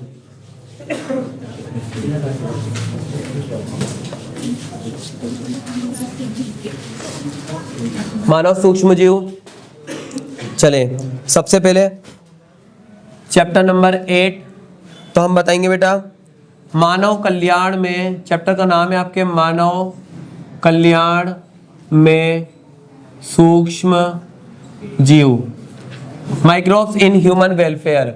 ओके, तो हम इसके अंदर स्टार्ट करते हैं। सबसे पहले हम बताएंगे माइक्रोब्स यानी कि सूक्ष्म जीव क्या होते हैं। तो हम बताएंगे ऐसे जीव जिनको हम नग्न आंखों से बिना माइक्रोस्कोप के नहीं देख सकते, उन्हें हम बोलेंगे माइक्रोब्स यानी कि सूक्ष्म जीव। ओके, उसके बाद हम बताएंगे घरेलू उत्पाद के अंदर जो हमारे घर में बनने वाली यूज आने वाली चीजें होती हैं, घरेलू उत्पाद के अंदर माइक्रोस्कोप का क्या क्या यूज होता है, माइक्रोब्स का। घरेलू उत्पाद में सूक्ष्म जीव, हमारे घर में कौन कौन से सूक्ष्म जीव है जो यूज में आ सकते हैं। तो सबसे पहले हम बताएंगे बेटा दही यानी कि कर्ड, इसको बनाने के लिए लैक्टोबैसिलस बैक्टीरिया का उपयोगी होता है। लैक्टोबैसिलस बैक्टीरिया, दूध को दही में कन्वर्ट कौन करेगा, लैक्टोबैसिलस बैक्टीरिया। सेकंड आ जाएगा हमारे पास दही वाले टॉपिक के बाद ब्रेड वगैरह को बनाने के लिए, इनको फुलाने के लिए हमारे पास सैक्रोमाइसिस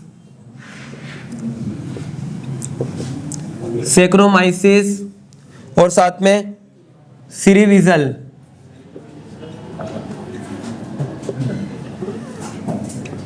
इस बैक्टीरिया का यूज किया जाता है। उसके बाद चीज यानी कि पनीर बनाने के लिए किसका यूज किया जाता है। तो बेटा हम देखेंगे पनीर बनाने के लिए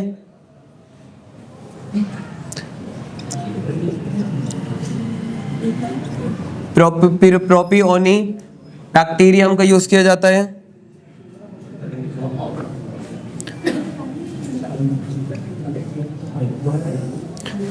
और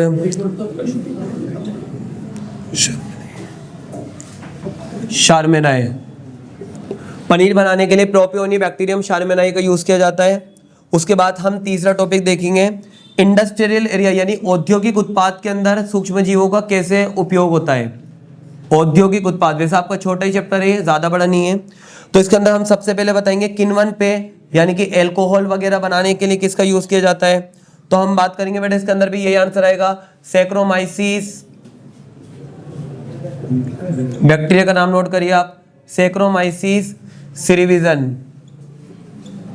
इस बैक्टीरिया की हेल्प से यहाँ पर एल्कोहल वगैरह किण्वित पेय जो है बनाए जाते हैं। उसके बाद प्रतिरक्षा बनाने के लिए किया जाता है। तो प्रतिरक्षा एंटीबॉडी बनाने के लिए आपको सबको पता ही है, Penicillium, mostly Penicillium, Penicillium notatum, Penicillium notatum का यूज किया जाता है। ओके। उसके बाद लास्ट के अंदर हम देखेंगे कि कुछ रसायन या एंजाइम बनाने के लिए भी हम किसका यूज करते हैं, सूक्ष्म जीवों का यूज करते हैं। आई होप आप सबको यहाँ तक समझ आया होगा।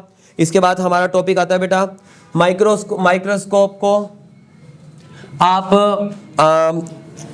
सीवेज ट्रीटमेंट के अंदर कैसे यूज में लेते हो। तो हम बताते हैं सीवेज ट्रीटमेंट का प्रोसेस बता देंगे इसके अंदर थोड़ा सा हम लोग। एंड लास्ट में हमारे पास हम बताएंगे बायो फर्टिलाइजेशन, जो कि हमारा इंपॉर्टेंट है। जैव उर्वरक, जैव उर्वरक के रूप में, जैव उर्वरक के रूप में किन किन बैक्टीरिया का यूज किया जाता है। तो आप लोग नोट करो बेटा, राइजोबियम, राइजोबियम बैक्टीरिया ये नाइट्रोजन फिक्सेशन करेगा। उसके बाद एजोवेक्टर, एजोवेक्टर बैक्टीरिया ये भी हमारे नाइट्रोजन फिक्सेशन करेगा बेटा, नाइट्रोजन स्थिरीकरण। उसके बाद हम देखेंगे माइकोराइजा, ये एक प्रकार की कवक का संबंध होता है पेड़ की जड़ों के साथ।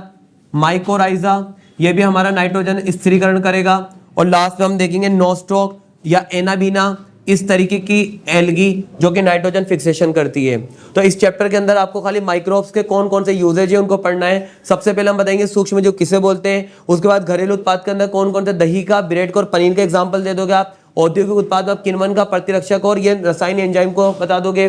जैव उर्वरक के अंदर आप 4 बताओगे, जिसमें से ऊपर वाले दोनों बैक्टीरिया ही, ये कवक है, यहाँ लिख देता हूँ मैं आप लोगों को, रिमाइंड रहे, ये कवक है। और ये हमारी ब्लू ग्रीन एल्गी यानी कि नील हरी शैवाल है, नील हरित शैवाल। ओके।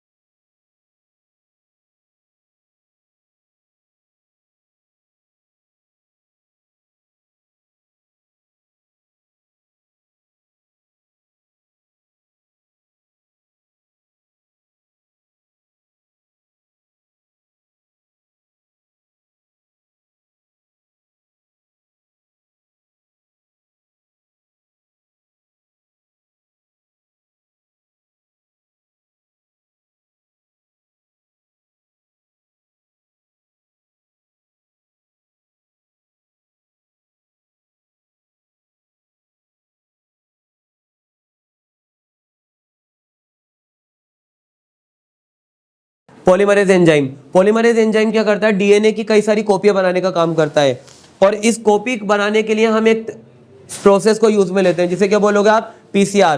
पीसीआर की फुल फॉर्म होती है पॉलीमरेज चेन रिएक्शन। पीसीआर के अंदर डीएनए पॉलीमरेज की जगह पर एक टेक पॉलीमरेज एंजाइम यूज में लिया जाता है, जिससे कुछ ही समय में एक डीएनए की करोड़ों कॉपियां बनाई जा सकती हैं। तो आपके पीसीआर पे भी बेटा शॉर्ट नोट आ सकता है। ओके, इसके बाद हम टॉपिक स्टार्ट करेंगे वाहक। तो हम बताएंगे वाहक हमारे पास दो प्रकार के हो सकते हैं। ओके, तो हम देखेंगे वाहक। वाहक के फॉर्म में हम या तो बैक्टीरियोफेज को ले सकते हैं बेटा,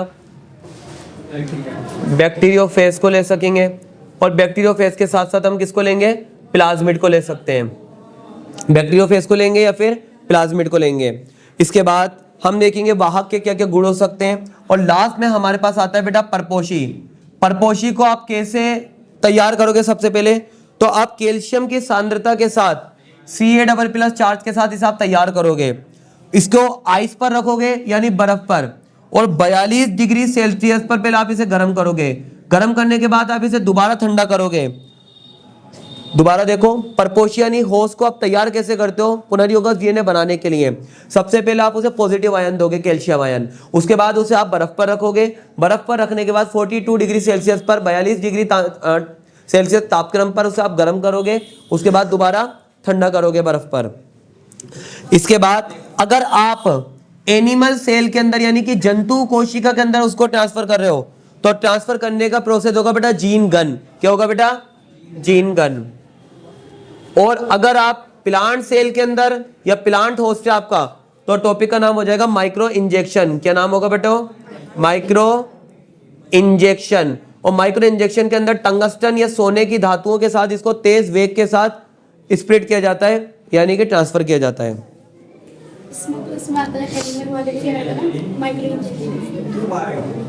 ओके, मैंने उल्टा लिख दिया।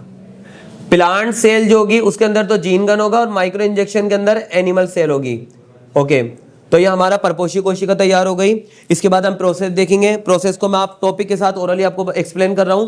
सबसे पहला टॉपिक है सेपरेशन ऑफ डीएनए। तो सेपरेशन ऑफ डीएनए यानी कोई भी ऑर्गेनिज्म का आप डीएनए का सेपरेशन कैसे करोगे, तो आप उसके ऊपर लाइसोजाइम एंजाइम या काइटिनेज एंजाइम रख दोगे, जिसकी वजह से डीएनए कटकर अलग हो जाएगा। सेकंड, कटिंग ऑफ डीएनए तो रेस्ट्रिक्शन एंजाइम के द्वारा करेंगे, जो हम यहाँ पर पढ़कर आए। और उसके बाद जेल इलेक्ट्रोफोरेसिस के द्वारा उसको अपन अलग कर लेंगे। उसके बाद फॉर्मेशन ऑफ रिकॉम्बिनेंट डीएनए, तो उसके अंदर हम लाइगेज एंजाइम के द्वारा उसको जोड़ देंगे। उसके बाद आता है हमारे पास बेटा ट्रांसफर इन होस्ट, यानी आप परपोषी में कैसे ट्रांसफर करोगे। तो ट्रांसफर करने के लिए आप क्या करोगे, सबसे पहले जीन गन या माइक्रो इंजेक्शन का यूज करोगे। आई रिपीट अगेन, सबसे पहले आप डीएनए का सैंपल लोगे। सैंपल लेने के लिए आप लाइसोजाइम एंजाइम या काइटिनेज एंजाइम का यूज करोगे। सेकंड, हम देखेंगे आप डीएनए को कट करोगे प्रतिबंधित एंजाइम के द्वारा, और उसी के अंदर आप जेल इलेक्ट्रोफोरेसिस के द्वारा आप इसको छानोगे। तीसरा, लाइगेज एंजाइम के द्वारा आप जोड़ोगे, और चौथा आप ट्रांसफर करोगे। ट्रांसफर करने के बाद पांचवा टॉपिक है हमारा कि आप किस तरीके से होस्ट को जो होता है न्यूट्रिशन वगैरह देते हो, ताकि वो अच्छे से कल्चर कर सके। इससे आप होस्ट को पोषण क्षमता दोगे, न्यूट्रिशन दोगे। इसके अंदर हमारे पास एक और टॉपिक आता है बायोरिएक्टर। बायोरिएक्टर एक विलोडा की एक मशीन होती है, जिसके अंदर आप पोषण या होस्ट सेल को अच्छे से मिक्स कर सकते हो। लास्ट में आप वेस्ट मटेरियल को या हमारे पास जो भी रिजल्ट है उसको फाइंड करने के बाद एनालिसिस करोगे, और एक्सट्रैक्शन ऑफ वेस्ट मटेरियल। तो ये हमारा चैप्टर नंबर 9 जैव प्रौद्योगिकी था। सबसे पहले हमने जैव प्रौद्योगिकी की डेफिनेशन देखी। डेफिनेशन के बाद हमने सिद्धांत देखे। सिद्धांत के बाद हमने यहाँ पर डीएनए पुनर्योगक बनता कैसे, कौन से साइंटिस्ट ने बताया और किसके अंदर बताया, उसका प्रोसेस देखा। फिर हमने टूल्स देखे। टूल्स के बाद हमने इसका कंप्लीट प्रोसेस देखा। अब हमारा चैप्टर नंबर 10 स्टार्ट करते हैं हम जैव प्रौद्योगिकी या बायोटेक्नोलॉजी के यूजेस।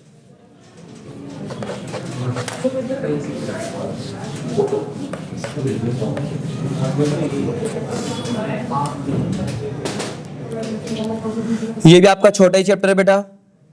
सबसे पहले आप बताओगे जैव प्रौद्योगिकी, चैप्टर नंबर 10 जैव प्रौद्योगिकी के उपयोग। जैव प्रौद्योगिकी के उपयोग के अंदर सबसे पहले आप देखते हो एग्रीकल्चर के अंदर, यानी कि खेती बाड़ी के अंदर कृषि के अंदर आप किस तरीके से इसको यूज करोगे। ठीक है, सबसे पहला पॉइंट हम ये देखेंगे। कृषि के अंदर सबसे पहला आप बताओगे बीटी, या आप डायरेक्ट लिखो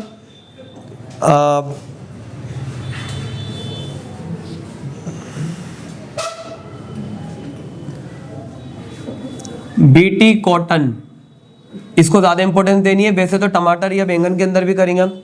एक बैक्टीरिया होता है जिसका नाम है बेसिलस थुरिंजिएंसिस। क्या होता है बेटा? Bacillus thuringiensis. बेसिलस थुरिंजिएंसिस क्या करता है, कुछ प्लांट्स के अंदर जाता है और उनकी जड़ों के अंदर से आगे की तरफ उनके फल या ऊपरी स्ट्रक्चर पर डेवलप होने के बाद उनको खोखला बना देता है, उनको कमजोर कर देता है। तो हम सबसे पहले ऐसे प्लांट डेवलप करेंगे जिसके अंदर सबसे पहले हमने ऐसे प्लांट डेवलप करे जो इन जीवों से, बैक्टीरिया से प्रतिरोध प्राप्त कर सकें। तो इसके अंदर हम बताएंगे कि जो हमारा बेसिलस थुरिंजिएंसिस था उससे एक प्रकार का क्राइड प्रोटीन बनता है। क्या बनेगा? Cried protein. उस क्राइड प्रोटीन को हम प्लांट के अंदर एंटर करवाएंगे। कौन से प्रोटीन को बेटा? क्राइड प्रोटीन को। ओके, ये फर्स्ट टॉपिक था हमारा। सेकंड हमारे पास आएगा प्रतिरोधी पादप।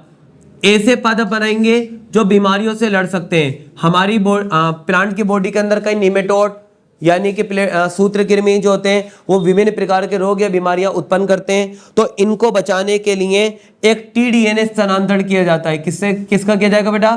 टीडीएनए का। और ये टीडीएनए जो है वो एग्रोबैक्टीरियम से ट्रांसफर कर दिया जाता है। उसके बाद हमारे पास थर्ड आता है वायरस प्रतिरोधी पादप, यानी आप ऐसे प्लांट बनाओगे जिनको आप वायरस की बीमारियों से बचा सकते हो। तो इसके लिए आप TMV, tobacco mosaic virus, potato spindle tuber virus, इनके कैप्सिड से, खोल से छोटा सा पदार्थ लेकर प्लांट की बॉडी में एंटर कर देंगे जिससे आगे बीमारियों से प्रतिरोध यानी कि इम्यूनिटी डेवलप कर सके। उसके बाद हम बताएंगे बेटा यहाँ पर जीवाणु प्रतिरोधी पादप, यानी ऐसे पादप जो जीवाणुओं से बच सकते हैं, बीमारियों से। तो इसके अंदर हम क्या करेंगे? एसिटाइल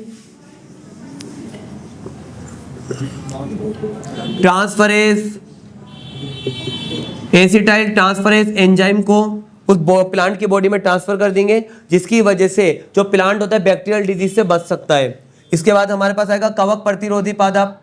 फंगस से आप कैसे बचाओगे? तो इसके अंदर हम बता देंगे काइटिनेज एंजाइम को ट्रांसफर कर दिया जाता है। काइटिनेज एंजाइम प्लांट की बॉडी को फंगस के इन्फेक्शन से या फंगस से होने वाले रोग से बचाता है। तो हम दोबारा देखते हैं, एग्रीकल्चर यानी कि कृषि के अंदर आप किस तरीके से बायोटेक्नोलॉजी को यूज कर सकते हो। सबसे पहले आप ऐसे प्लांट बनाओगे जो कि बेसिलस थुरिंजिएंसिस बैक्टीरिया से प्राप्त क्राई प्रोटीन से युक्त होंगे। सेकंड, प्रतिरोधक यानी जो निमेटोड से, कीड़ों से बचाया जा सकता है, उसमें टीडीएनए स्थानांतरित करेंगे। वायरस से बचाने के लिए टीएमवी या पीएसटीवी, पोटैटो स्पिंडल ट्यूबर वायरस को के खोल के छोटे से पार्ट को आप प्लांट की बॉडी में ट्रांसफर करोगे। उसके बाद बैक्टीरिया प्रतिरोधी पादप बनाने के लिए आप क्या करोगे? एसिटाइल ट्रांसफरेज एंजाइम को प्लांट की बॉडी के अंदर ट्रांसफर करोगे। उसके बाद कवक से प्रतिरोधी बनाने के लिए आप क्या करोगे? यहाँ पर आप काइटिनेज एंजाइम को ट्रांसफर करोगे। इसके बाद हम देखते हैं बेटा, उसके बाद कवक प्रतिरोधी पादप बनाने के लिए हम प्लांट की बॉडी में क्या ट्रांसफर करेंगे? Chitinase enzyme. उसके बाद फलों का विलंबित परिपक्वन, यानी कुछ फल जो होते हैं उनकी भित्ति जल्दी से मुलायम हो जाती है, इसकी वजह से फल खराब होने लग जाते हैं। तो इससे बचाने के लिए फलों के अंदर ACC जीन को हम ट्रांसफर करेंगे जिसकी वजह से उनकी भित्ति जो है वो कठोर हो जाएगी और फल जल्दी खराब नहीं हो पाएंगे। इसके बाद बेटा हम देखेंगे, हमने सुपर पोटैटो जो प्रोटीन या कार्बोहाइड्रेट से भरपूर था उसका डेवलपमेंट करा। सुपर पोटैटो के बाद हमने गोल्डन राइस जैसी किस्में बनाई। गोल्डन राइस जैसी किस्में बनाने के बाद अब हम यहाँ पर टॉपिक देखते हैं हमारा बायोटेक्नोलॉजी का। हम मेडिकल साइंस में यूज देखते हैं, मेडिकल फील्ड के अंदर बायोटेक्नोलॉजी का क्या रूल्स है। आपके लिए एग्रीकल्चर में इतने ही टॉपिक इंपॉर्टेंट है, आप इनको रीड करके जाएं, ये इंपॉर्टेंट टॉपिक है अपने। उसके बाद मेडिकल फील्ड में सबसे पहले हम बताएंगे इंसुलिन। जब इंसुलिन हार्मोन जो होता है वो पेनक्रियास यानी अग्नाशय की अंदर से अग्नाशय के एंडोक्राइन पार्ट से बनाया जाता है जिसे हम लेंगरहैंस की द्वीपिकाएं बोलते हैं। इसमें अल्फा, बीटा, गामा 3 प्रकार की सेल्स होती हैं। तो यहाँ पर इंसुलिन हार्मोन जो होता है रक्त के अंदर शुगर की मात्रा को कंट्रोल करने का काम करता है। लेकिन जब हमारा इंसुलिन नहीं बन पाता, पेनक्रियास पूरा खराब हो जाता है, तो इंसुलिन को बाहर से वैक्सीन के थ्रू या इंजेक्शन के थ्रू लिया जाता है। तो इंसुलिन बनाने के लिए एक साइंटिस्ट थे एली लिली।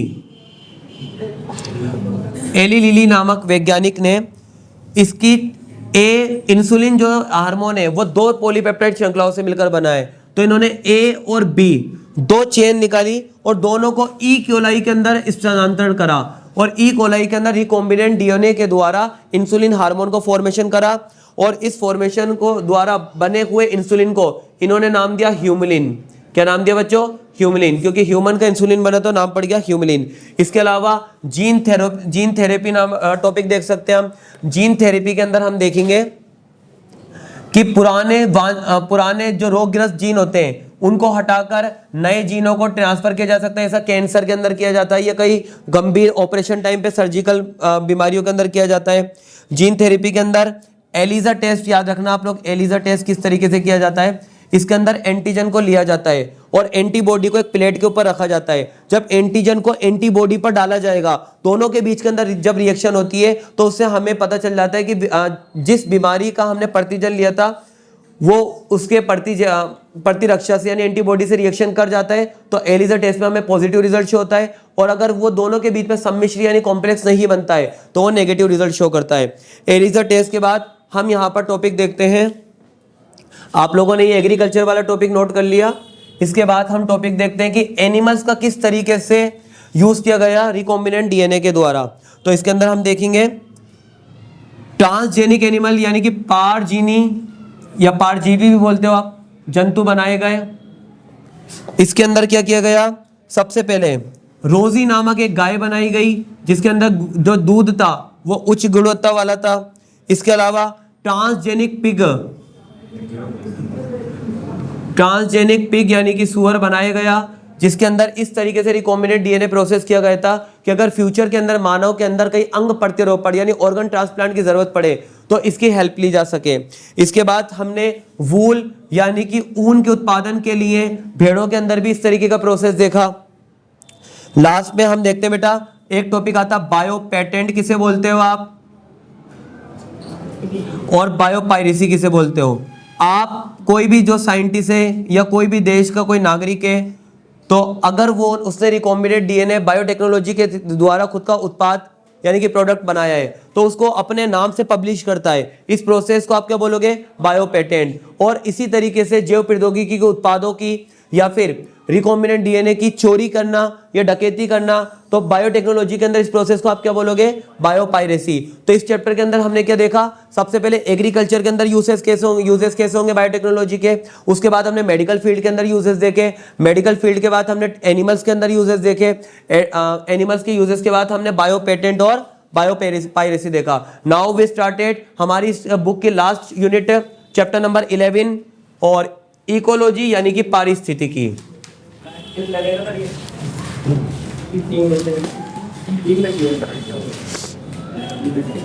चैप्टर नंबर 11 इसमें हम देखेंगे जीव व समष्टियां। चैप्टर का नाम है जीव व समष्टियां।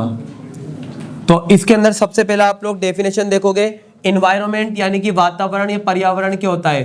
तो हम बताएंगे बेटा जीव के आसपास का उपस्थित वह भाग जहां पर जैविक यानी कि बायोटिक और अजैविक यानी कि अबायोटिक कोई भी चीज आपस में मिलजुल कर रहती है। जैविक व अजैविक पदार्थ, बायोटिक व अबायोटिक मटेरियल आपस में साथ साथ रहते हैं, उसे आप क्या बोल दोगे?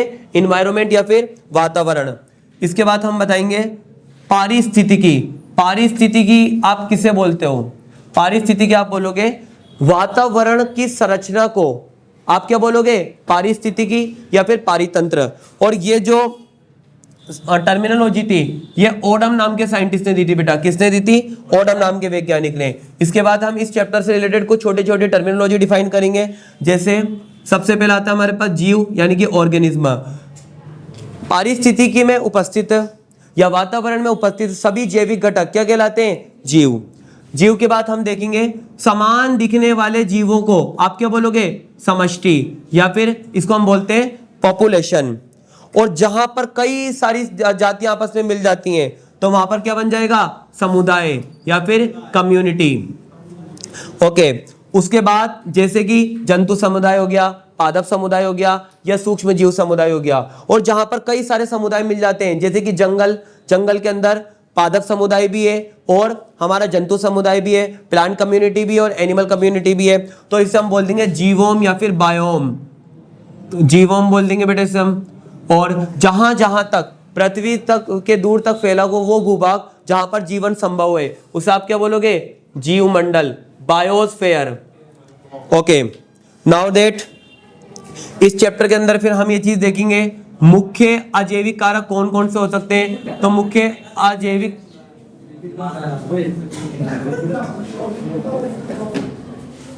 अजैविक कारक के अंदर आप तापमान देखोगे, मृदा देखोगे, जल देखोगे, इस तरीके से आप प्रकाश देखोगे, आप ये सारे टॉपिक्स देखोगे।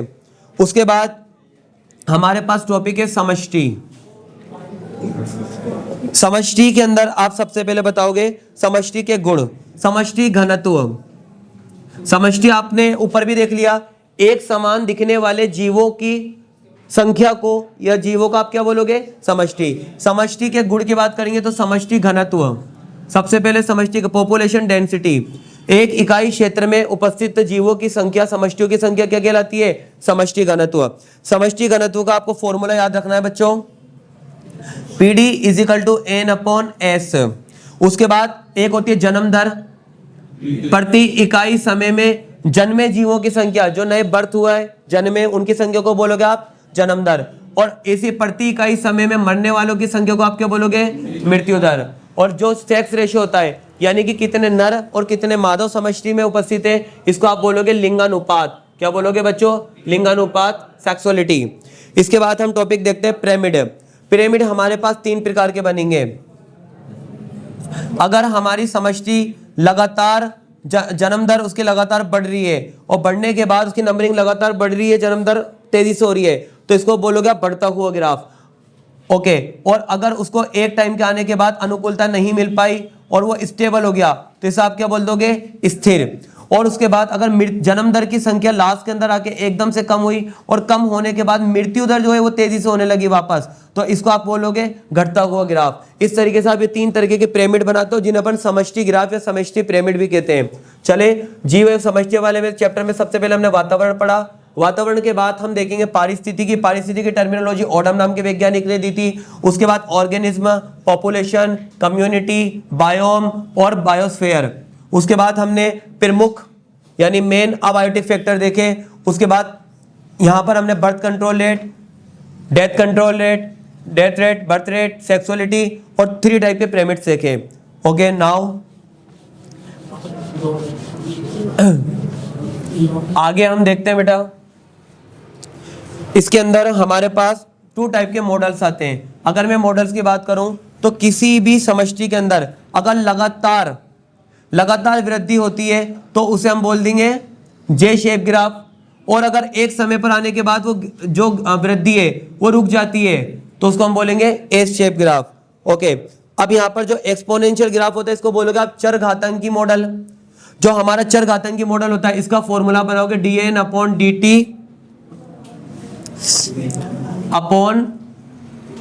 =Rn।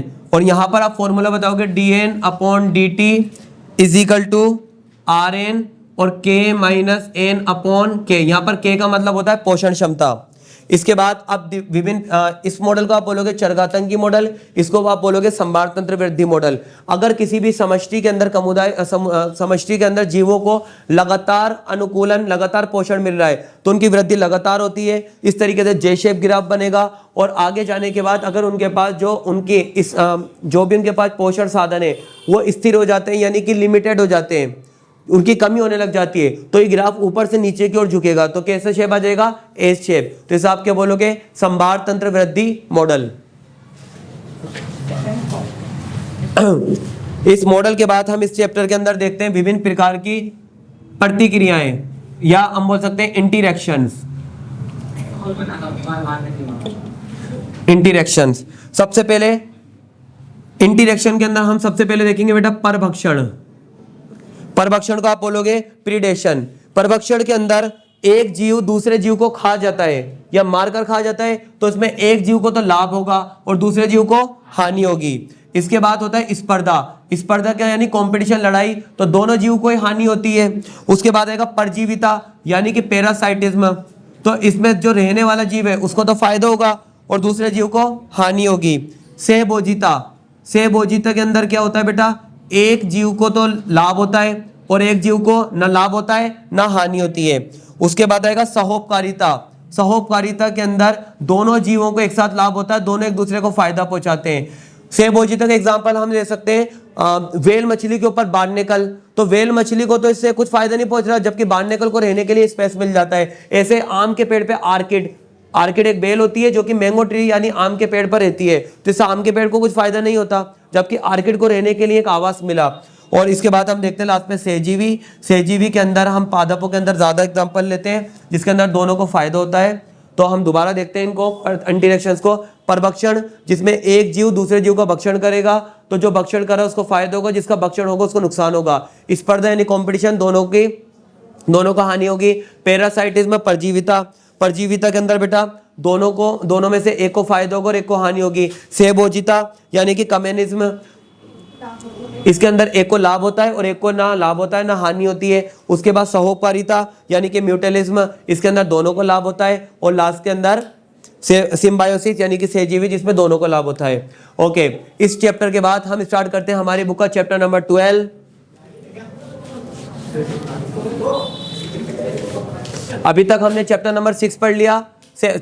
मैंने कल की वीडियो में 5 तक चैप्टर हमने पढ़ लिए थे। 6, 7, 8, 9, 10, 11 6 चैप्टर अभी तक हम पढ़ चुके हैं। हम लास्ट के 2 चैप्टर और पढ़ेंगे, उसके बाद आज हमारी बुक कंप्लीट होगी। चैप्टर नंबर 12, चैप्टर नंबर 12 के अंदर आप पढ़ते हो पारितंत्र। पारितंत्र वाले चैप्टर के अंदर आप देखोगे बेटा, सबसे पहले डेफिनेशन देखोगे आप, इसकी परिभाषा, यानी कि पारितंत्र बना किससे होता है या पारितंत्र आप कहते किसे हो। तो आप बताओगे कि जहां पर जैविक व अजैविक घटक दोनों एक साथ रहते हैं उसको आप क्या बोलोगे, पारितंत्र। इसके बाद आप बताओगे पारितंत्र कितने प्रकार का हो सकता है। तो पारितंत्र आप बताओगे बेटा 2 प्रकार का हो सकता है, एक होगा स्थल और एक होगा जलीय। स्थल के अंदर तो जैसे जंगल आ गए या घास के बड़े मैदान आ गए, और जो जलीय होगा उसमें समुद्र आ गए, तालाब आ गए, झील आ गई। उसके बाद हम देखेंगे उत्पत्ति के आधार पर ही कितने प्रकार का हो सकता है। तो उत्पत्ति के आधार पर आप बताओगे, एक तो ये प्राकृतिक होता है जो कि हमें नेचर ने दिया है, और दूसरा हमारा होता है कृत्रिम जो कि हमने आर्टिफिशियल बनाया है। प्राकृतिक जैसे कि झरने हो गई, झील हो गई, और कृत्रिम जैसे कि मछली का एक्वेरियम हो गया, खेत हो गया, छोटा बगीचा हो गया, इस तरीके से। उसके बाद हम बताएंगे इसके घटक कौन कौन से होते हैं। तो घटक में हम बताएंगे 2 घटक होते हैं, एक होता है अजैविक घटक और एक होता है जैविक घटक। चले, तो सबसे पहले हम बताएंगे अजैविक घटक 3 प्रकार के होते हैं। इसमें होते हैं अकार्बनिक पदार्थ, ऐसे पदार्थ जिसके अंदर कार्बन अनुपस्थित होता है, जैसे कि सारे मिनरल्स हो गए, सारे एलिमेंट्स हो गए। उसके बाद होगा कार्बनिक पदार्थ। कार्बनिक पदार्थ के अंदर क्या हो जाएगा बेटा, जैसे कि कार्बन डाइऑक्साइड हो गई, ऑक्सीजन हो गई, या हमारे डीएनए आरएनए वगैरह मॉलिक्यूल्स वगैरह भी जितने भी हो गए। और लास्ट के अंदर हम क्या देखेंगे, भौतिक कारक। भौतिक कारक के अंदर क्या आ जाएगी, मौसम आ जाएगा, तापमान आ जाएगा, जलवायु आ जाएगी, आर्द्रता आ जाएगी, इस तरीके से। जैविक घटक की बात करेंगे तो जैविक को हम 3 भागों के अंदर डिवाइड करते हैं। एक होता है उत्पादक यानी कि प्रोड्यूसर, जो कि हरे पादप होते हैं। उसके बाद हम बात करेंगे बेटा उपभोक्ता यानी कि कंज्यूमर, ये मोस्टली सारे एनिमल्स होते हैं। और लास्ट के अंदर अपघटक यानी कि जो अपघटन प्रक्रिया कंप्लीट करेंगे। तो अपघटक के अंदर हम बताएंगे सारे सूक्ष्म जीव होते हैं। तो सबसे पहले हमने इसकी परिभाषा देखी, उसके बाद प्रकार देखा, स्थल होता है और जलीय होता है। उसके बाद हमने उत्पत्ति देखी, उत्पत्ति के अंदर प्राकृतिक और कृत्रिम आ जाएगा। और घटक अजैविक और जैविक, अजैविक में अकार्बनिक, कार्बनिक और भौतिक घटक, और जैविक के अंदर उत्पादक, उपभोक्ता और अपघटक। उपभोक्ता को भी हम डिवाइड कर देते हैं, प्राइमरी कंज्यूमर प्राथमिक उपभोक्ता, फिर सेकेंडरी यानी कि द्वितीय उपभोक्ता, फिर टर्शियरी यानी कि तृतीय उपभोक्ता। ओके, इसके बाद हमारे पास टॉपिक होता है उत्पादक। उत्पादकता किसे बोलते हो आप। तो उत्पादकता के अंदर हम क्या बताएंगे बच्चों, एक उत्पादक उत्पाद, या हम बोलेंगे यहां पर उत्पादकों द्वारा, हरे पौधों द्वारा जितनी क्वांटिटी के अंदर बायोमास यानी कि जैव भार बनाया जाता है, खाना बनाया जाता है, उसे आप क्या बोलोगे, उत्पादकता। तो उत्पादकता को हम 2 कैटेगरी के अंदर डिवाइड करते हैं। एक बोलेंगे प्राथमिक और दूसरी क्या होगी, द्वितीयक। जो प्रकाश संश्लेषण प्रक्रिया के बाद, प्रकाश संश्लेषण प्रक्रिया के बाद जितनी भी कुल उत्पादकता बनती है उसे आप बोलोगे प्राथमिक उत्पादकता। और जब वो यूज आ जाती है बॉडी के अंदर या बॉडी की फिजियोलॉजिकल एक्टिविटीज के अंदर, तो बची कुची जितनी उत्पादकता उसे आप क्या बोलोगे, द्वितीय उत्पादकता। इसके बाद आपका टॉपिक होता है बेटा अपघटन प्रक्रिया।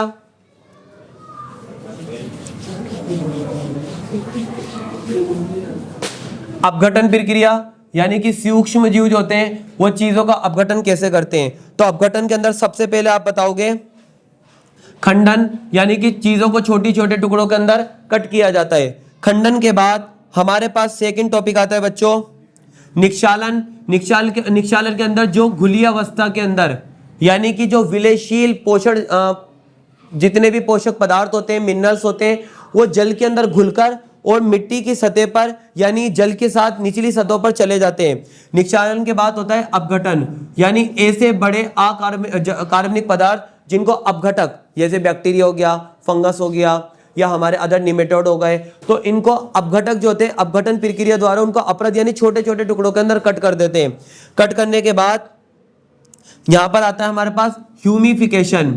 ह्यूमिफिकेशन के अंदर हम बताएंगे ह्यूमिफिकेशन यानी कि कुछ ऐसे ह्यूमिफिकेशन के अंदर हम देखेंगे कि कोई से भी खनिज तत्व या कोई से भी अकार्बनिक पदार्थ जो कार्बनिक पदार्थ के अंदर कन्वर्ट हुए तो वो मृदा की ऊपरी सतह के ऊपर जमा हो जाते हैं। तो मृदा की इस ऊपरी गहरे रंग की जो पदार्थ होता है उसको आप क्या बोलोगे, ह्यूमस बोलोगे। और लास्ट के अंदर बेटा हम इस चैप्टर के अंदर देखेंगे हमारा एनर्जी फ्लो मॉडल।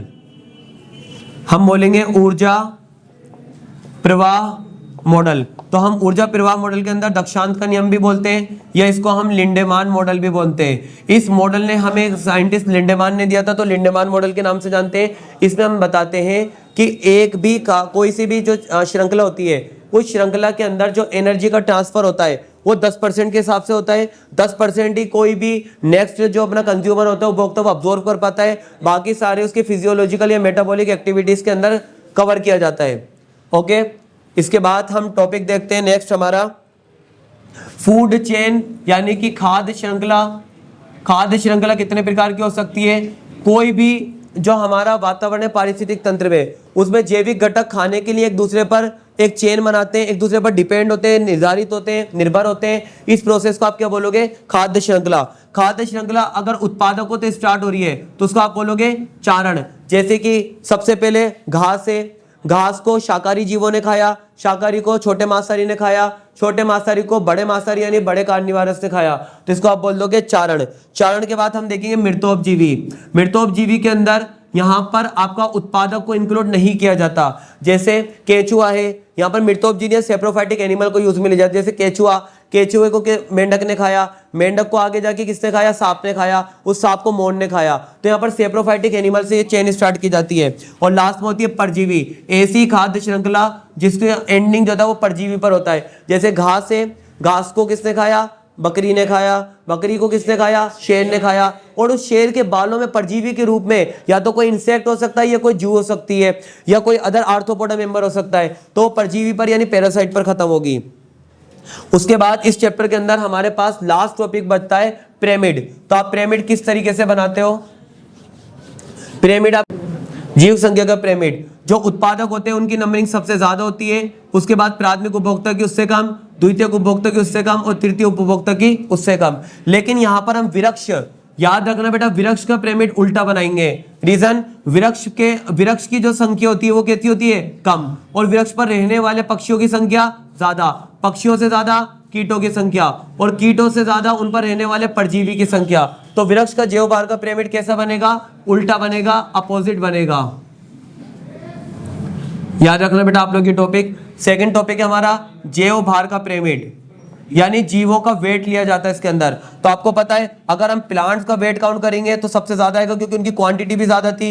हर्बीवोरस शाकाहारी का वेट उससे कम आएगा, कार्निवोरस यानी मांसाहारी उनका वेट कम आएगा, और बड़े मांसाहारी का और ज्यादा कम आएगा। लेकिन यहाँ पर भी हम अगर जलीय यानी वाटर का बनाएंगे तो बेटा वो उल्टा बनेगा।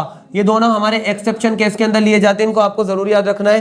क्योंकि हमारी जो व्हेल मछली है, व्हेल मछली का वेट सबसे ज्यादा होता है। व्हेल मछली से छोटी मछली होती है, छोटे कार्निवोरस उनका कम होगा।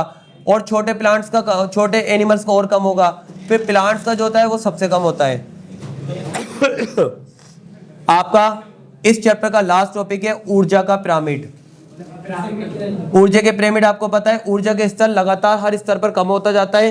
तो सबसे नीचे की तरफ तो हम सबसे बड़ा बॉक्स बनाएंगे, उसके ऊपर उससे छोटा, उसके ऊपर उससे छोटा और उसके ऊपर सबसे छोटा। इस तरीके से हमने आपका चैप्टर नंबर 12 भी कंप्लीट करा। अब हमारा सबसे छोटा और सबसे लास्ट चैप्टर बचा है चैप्टर नंबर 13।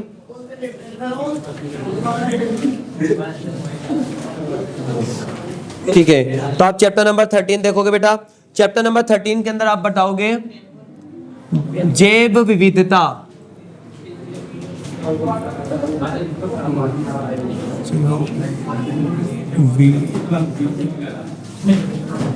या आप इसको डायरेक्ट लिखो बायोडाइवर्सिटी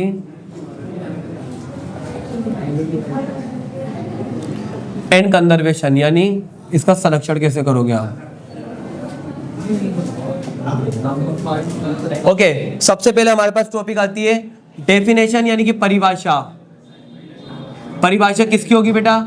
जैव विविधता की। जैव विविधता किसे बोलते हो आप? पृथ्वी पर विभिन्न प्रकार के आवास हैं।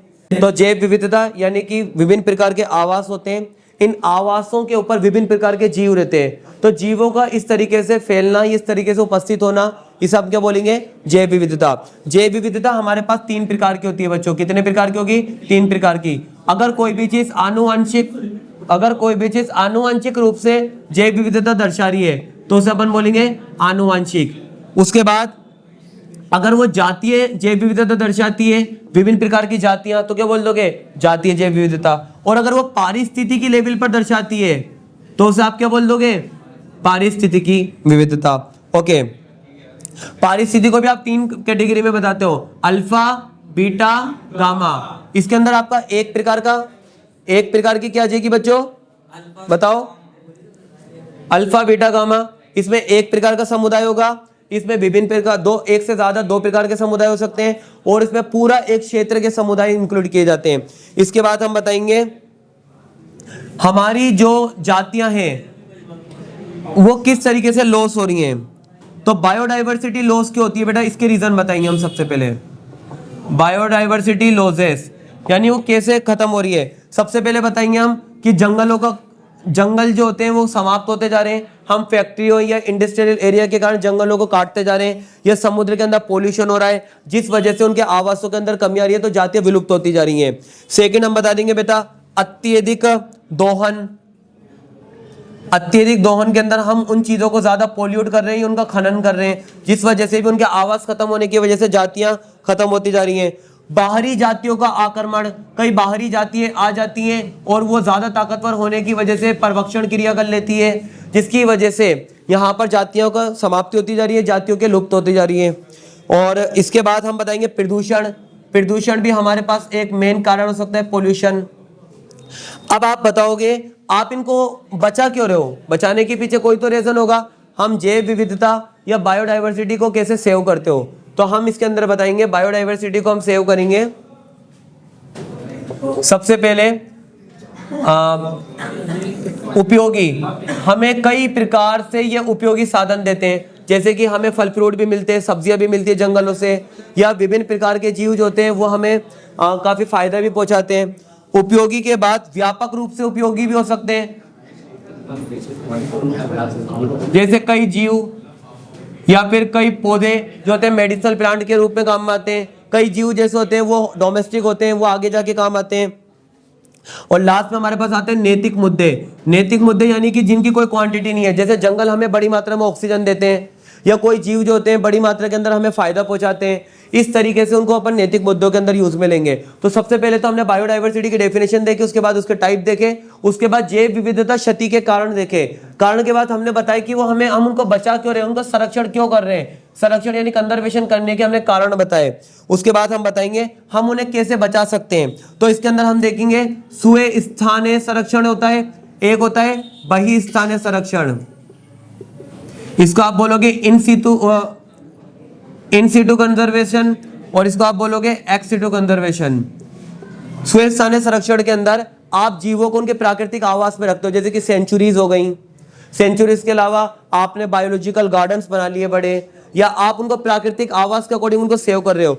और बहिस्ताने के अंदर आप जैसे जू बना लोगे, छोटे गार्डन्स बना लोगे, जूलॉजिकल गार्डन्स हो गए, और इसके अंदर आप नेशनल सेंचुरीज वगैरह को यूज कर लोगे। एंड लास्ट के अंदर हमारे पास एक बुक आती है, बुक का नाम है रेड डाटा बुक। क्या है बच्चों? Red data book. वो जातियां जो ज्यादा खतरे में, उनका जो डिस्क्रिप्शन होता है, विवरण होता है, इस बुक के अंदर दिया जाता है। इस बुक के आधार पर हम बोलेंगे 3 कैटेगरी के अंदर जीवों को डिवाइड किया जाता है। सबसे पहले होता है संकटग्रस्त जाति। संकटग्रस्त जाति जैसे कि शेर, जो ज्यादा संकट में, जो भविष्य के अंदर लुप्त हो जाएगी। उसके बाद दुर्लभ जाति, जो बहुत कम क्वांटिटी में बची है और बहुत ज्यादा डेंजर कैटेगरी में है, जैसे कि कंगारू। और लास्ट के अंदर आप देखेंगे सुभेद यानी कि वुल्नरेबल, जो इनको अभी खतरा नहीं है लेकिन फ्यूचर के अंदर खतरा हो सकता है। तो हमने हमारी कंप्लीट बुक का रिवीजन करा। तो आप सब अब 5 मिनट और फोकस करें। सबसे पहले हमने चैप्टर नंबर 1 पढ़ा था। इसमें हमने फ्लावर की डेफिनेशन देखी थी। फ्लावर की डेफिनेशन के बाद हमने मेल रिप्रोडक्टिव सिस्टम देखा, फीमेल रिप्रोडक्टिव सिस्टम देखा। उसके बाद हमने पोलिनेशन देखा था। पोलिनेशन के बाद हमने एम्ब्रियो को फॉर्मेशन देखा। उसके बाद हमने एंडोस्पर्म देखा, सीड देखे, फ्रूट देखे, एपोमिक्सिस देखी, पॉलीएम्ब्रियोनी। फिर हमने चैप्टर नंबर 2 स्टार्ट करा। चैप्टर नंबर 2 के अंदर हमने स्टार्ट करा था सबसे पहले मेल रिप्रोडक्टिव सिस्टम, फिर फीमेल रिप्रोडक्टिव सिस्टम, उसके बाद शुक्राणु जनन, अंडाणु जनन, शुक्राणु की संरचना, उसके बाद मेंस्ट्रुअल साइकिल, आतर्व चक्र, एस्ट्रस चक्र और दुग्ध स्त्रावण। उसके बाद हमने चैप्टर नंबर 3 देखा। चैप्टर नंबर 3 के अंदर सबसे पहले हमने देखे जनसंख्या विस्फोट, इसको कैसे कंट्रोल करते हैं। कंट्रोल करने के लिए हमने बैरियर्स देखे। बैरियर्स के बाद हमने देखा एमटीपी, ठीक है, यानी गर्भपात। उसके बाद हमने इनफर्टिलिटी भी देखी और विभिन्न प्रकार के रोग भी देखे। फिर हमने मेंडल वाला चैप्टर स्टार्ट करा, जिसमें हमने सबसे पहले 7 विपर्यासी लक्षण देखे, पी प्लांट का सिलेक्शन करा, एक संकर cross, monohybrid cross, dihybrid cross, test cross, back cross, incomplete dominance और कंप्लीट डोमिनेंस बनाया। उसके बाद हमने क्रोमोसोमल थ्योरी पढ़ी, लिंकेज पढ़ा, पेडिग्री एनालिसिस पढ़ी और उसके बाद ह्यूमन का हमने चार्ट देखा। इस तरीके से सेक्स डिटर्मिनेशन चार्ट के बाद हमने चैप्टर नंबर 5 में एंट्री करी। वह डीएनए का स्ट्रक्चर, आरएनए का structure, nucleosome model, lac operon, DNA replication, translation, transcription, genetic code देखा। और जेनेटिक कोड के बाद हमने लास्ट में डीएनए फिंगरप्रिंटिंग, डीएनए फिंगरप्रिंटिंग के बाद एचजीपी देखा। चैप्टर नंबर 6 के अंदर हमने डिफरेंट टाइप की थ्योरीज देखी, अपसारी विकास देखा, अभिसारी विकास देखा, समजातंग, समरूपंग, डार्विज्म, लेमार्कविज्म, हार्डी-वेनबर्ग का सिद्धांत, मानव को विकास और घोड़े को विकास देखा। फिर हम चैप्टर नंबर 7 पे गए। चैप्टर नंबर 7 में हमने सबसे पहले बीमारी देखी। 3 बीमारियों को हमने ज्यादा इंपॉर्टेंस दी, मलेरिया को, एड्स को और कैंसर को। उसके बाद हमने इम्यूनोग्लोबिन के स्ट्रक्चर और प्रकार देखे। इम्यूनिटी 2 प्रकार की होती है, विशिष्ट और अविशिष्ट। विशिष्ट के अंदर 2 प्रकार देखे, CMIS और AMIS। ये किस तरीके से वर्क करती है उसका प्रोसेस देखा हमने। चैप्टर नंबर 8 की तरफ जब हमने मूवमेंट करा तो चैप्टर नंबर 8 के अंदर हमने माइक्रोब्स को कहाँ यूज कर सकते हो वो देखा हमने। तो घरेलू उत्पाद में अलग देखा, फैक्ट्री इंडस्ट्रियल एरिया के अंदर अलग देखा। इस तरीके से फिर चैप्टर नंबर 9 में हमने बायोटेक्नोलॉजी पूरा प्रोसेस पढ़ा। चैप्टर नंबर 10 में बायोटेक्नोलॉजी का यूजेस करा। चैप्टर नंबर 11 के अंदर हमने जीव और समष्टियों के बारे में पढ़ा। चैप्टर नंबर 12 के अंदर हमने पारिस्थितिकी संरचना पढ़ी। और चैप्टर नंबर 13 आपके सामने है। सबसे पहले हमने इसकी परिभाषा देखी। परिभाषा में जैव विविधता की डेफिनेशन, उसके टाइप्स, बायोडाइवर्सिटी लॉसेस के फैक्टर्स, कारक बताए, कंजर्वेशन करना क्यों जरूरी है ये बताया। उसके बाद इन सितु और एक्स सितु, बहिस्थानीय और सुस्थानीय कंजर्वेशन देखे। इसका एग्जाम्पल सेंचुरी हो सकता है और इसका एग्जाम्पल हम जू दे देंगे। रेड डाटा बुक देखी। रेड डाटा बुक के अंदर हमने 3 प्रकार की कैटेगरी देखी। ओके, आई होप आप सबको क्लास में मजा आया होगा। Okay, thank you so much.